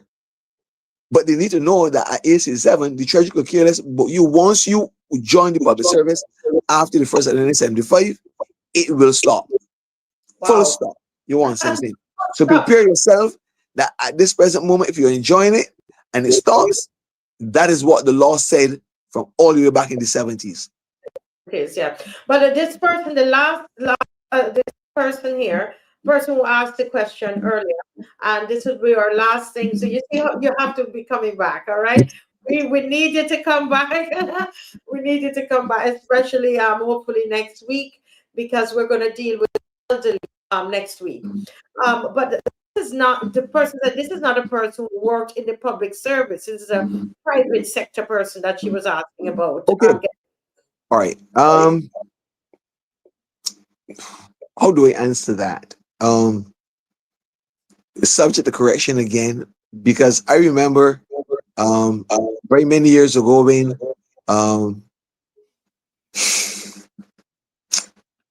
Dennis Kelman was in the House of Assembly. It was at that time when there was legislation was being debated in respect of the merging, as it were, of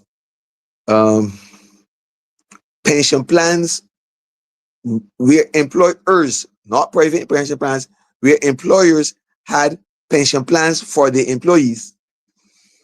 The pension plan, the pension to be paid to retired workers was going to be affected by what they got from national insurance, and it still exists. And he was speaking to the issue in Parliament at that time for persons to consider how it would affect persons. And I can tell you for a fact, because I'm from St. Lucie, that he was ignored. So there are those persons who, but it has nothing to do with national insurance.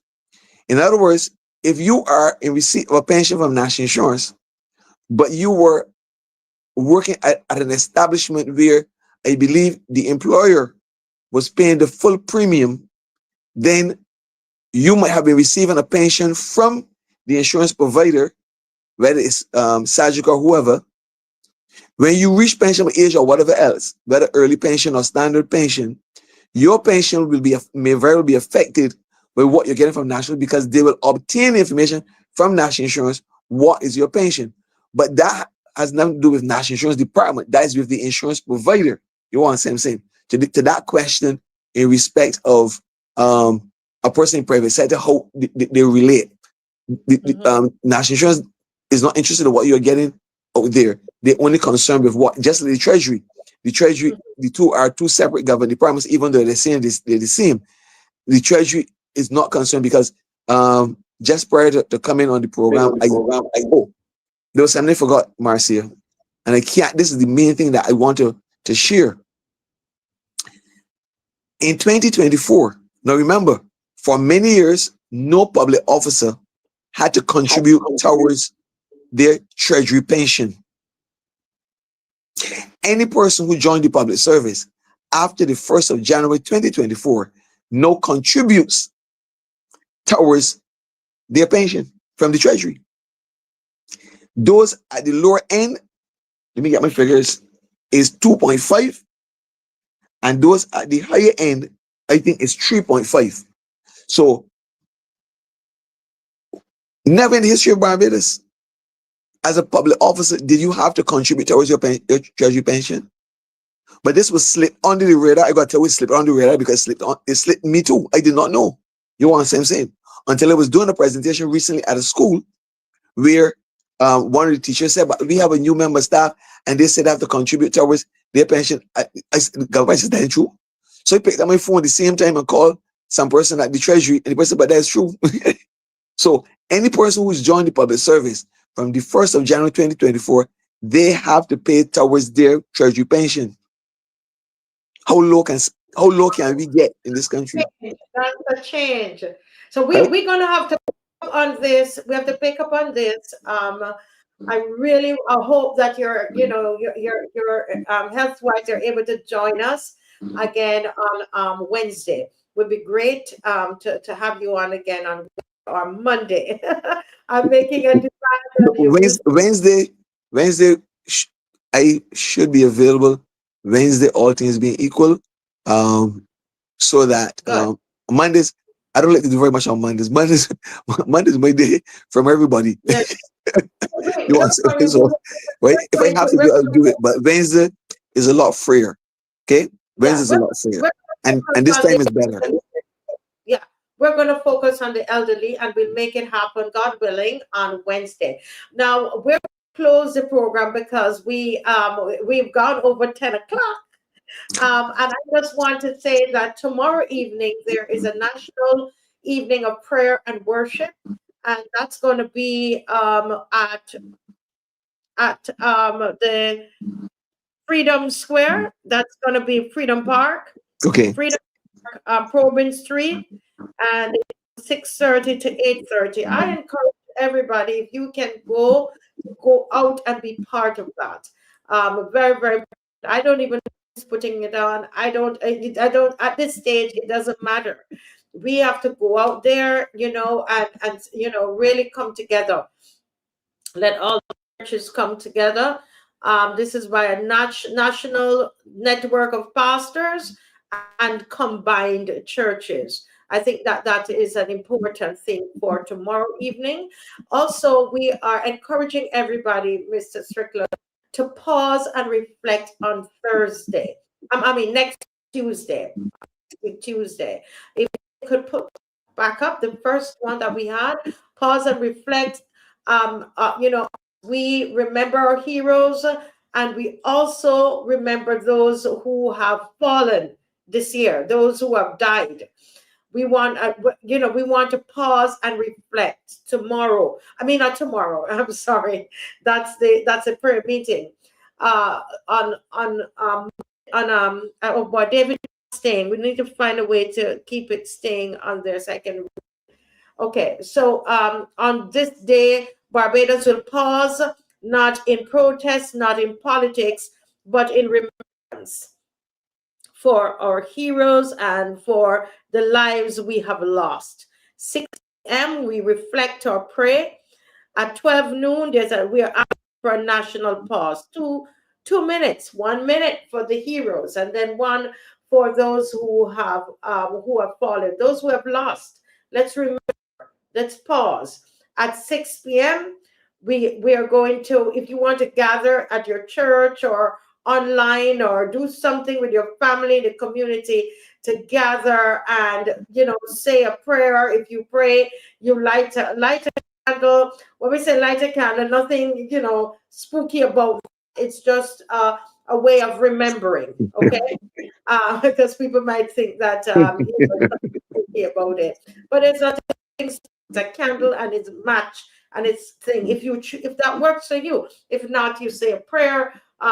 You know, sit, be quiet, but let it be a day of reflection. Pause and reflect, because we know that then it doesn't have to be spooky. Lighting a candle is not spooky. You know, but let me say that on that particular day, April 28th, there is going to be that big fete.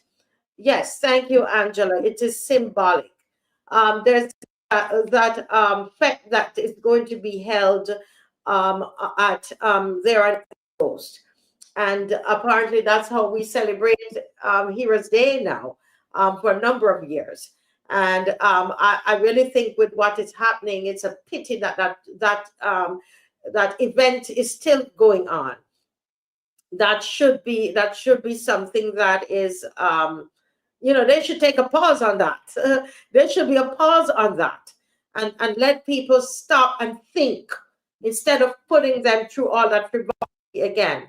And so we're gonna talk about that, you know, a bit, and encourage people to pause and reflect on the 28th, April the 28th, on Heroes Day, and again go out and support the prayers at Freedom Park tomorrow.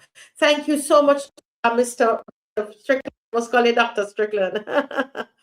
Thank you so much for all the you know, the knowledge you shared with us tonight.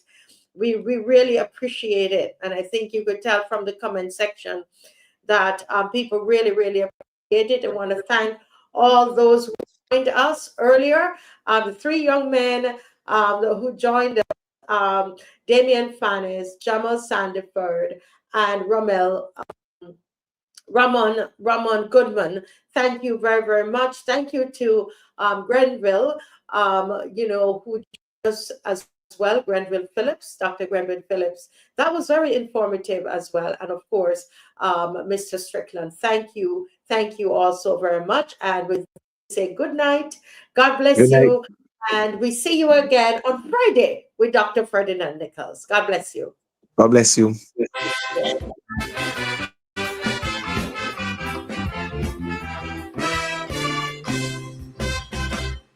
Poor people hustling, catching the tail. Every little thing we try seems to fail. Hard work non-stop, day to day. Only getting lunch money and bus fare. They hardly got food in wicked jail. Daddy run gone left mommy and walking. Restless children hungry as hell. Where the next meal coming from I can't tell. From her on the corner where she pray well. She hustling and nothing will sell. Unemployment, high prices rising. We surviving. And scorning we done without realizing. We surviving. With the motivation to achieve, we learn to separate the wants from the needs. But the bills still coming with speed. And cutting we backside to get the children feed. Oh Lord, my God, oh Lord, my God. Them think that slavery done every since, but I convinced them still slaving poor man's thing. When a man work hard whole week in hot sun and sweat, my gosh, and payday time come to sign up for paycheck. Believe me, he would fret, go home offset the jet. How these one coppers can stretch when hard time and separation both they running neck to neck. And nowadays the groceries in stores playing hard to get. When the rain come down and the house does get wet, the oil stove ain't working correct. The bailiff repossessed the piece of TV set. When it ain't one thing, it's the next. Well, Lord, when you ain't here was yet. I purchased at the town store, got me in debt. Got to pay the light bill before it disconnect. And by Monday morning, you bread. All these things poor people got to expect. And heavy boy both there and give a head. But poor man will hustle on and keep on fighting. Road long and rough, but don't stop striving. Pressure can we back like jackass riding. But we surviving. I want to see all the survivors now. All the survivors. All the poor people. Hey! We travel in a rocky road with long hills steep, doing top class walk, getting paid cheap. Employ we lay we off in few weeks. We got to pay tax every time that we eat. A belly growling and a yawning. Ain't had nothing to eat this morning. Selling nuts by the corner one day. The police and the license you can't sell here. People break and then walking away. But everybody got something for sale on display. Every day a problem arising. We surviving. And a good thing we know about economizing. We surviving. Look how we walk off we tail non-stop. When we get told only pain that we got. Computers and machines taking over the block. And now you can't even get a little job in the crop. Oh Lord, my God, oh Lord, my God, to supply meals. People either work hard, beg or steal. Some feel them got to gamble, juggle or deal. You might be broke and realize a boy out there got a lot. So what? The devil on your back, but you're planning if to rob you or not. Good gosh, but we just can't stand up and stop to watch the top notch and the big shot. We got the break for ourselves and make out with what we got. And remember that Jah up there, don't think he more. Now the old house we got one drop off the prop. The galvanized patch up and the flooring soon flop. Postpone breakfast through low food stock, but surviving right round the clock. Can't afford to buy the big heavy drinks from the shop or fast food snack box spicy and hot. But can rot down a bed fruit from up a tree top. Cut up and felt in the pot. And all go cost the living, but we jump back in a tight spot. We still intend to give thanks no matter what. All we underprivileged, always depriving, taking up bad treatment and not criticizing. Know all about cutting and contriving, and we surviving. All the survivors, I want to see you. Respect to all the poor people. Love one up. Oh, girl in plantation back then so hot sun glow, but she felt in woe. Walk by the score and the salary low. Prices from things are real, I saw well go. Hardly got food in the kitchen. Daddy run gone left mommy and walking. Unemployment, high prices rising. We surviving. And every day a problem arising. We surviving. My belly growling, I can't stop yawning. We surviving. Ain't had nothing to eat this morning. We surviving. Cry we down without realizing. Still we keep on economizing. We surviving. Oh Lord, my God, my God. Oh Lord, my God. Oh Lord, my God. Oh Lord, my God. Oh Lord, my God. Oh Lord, my God.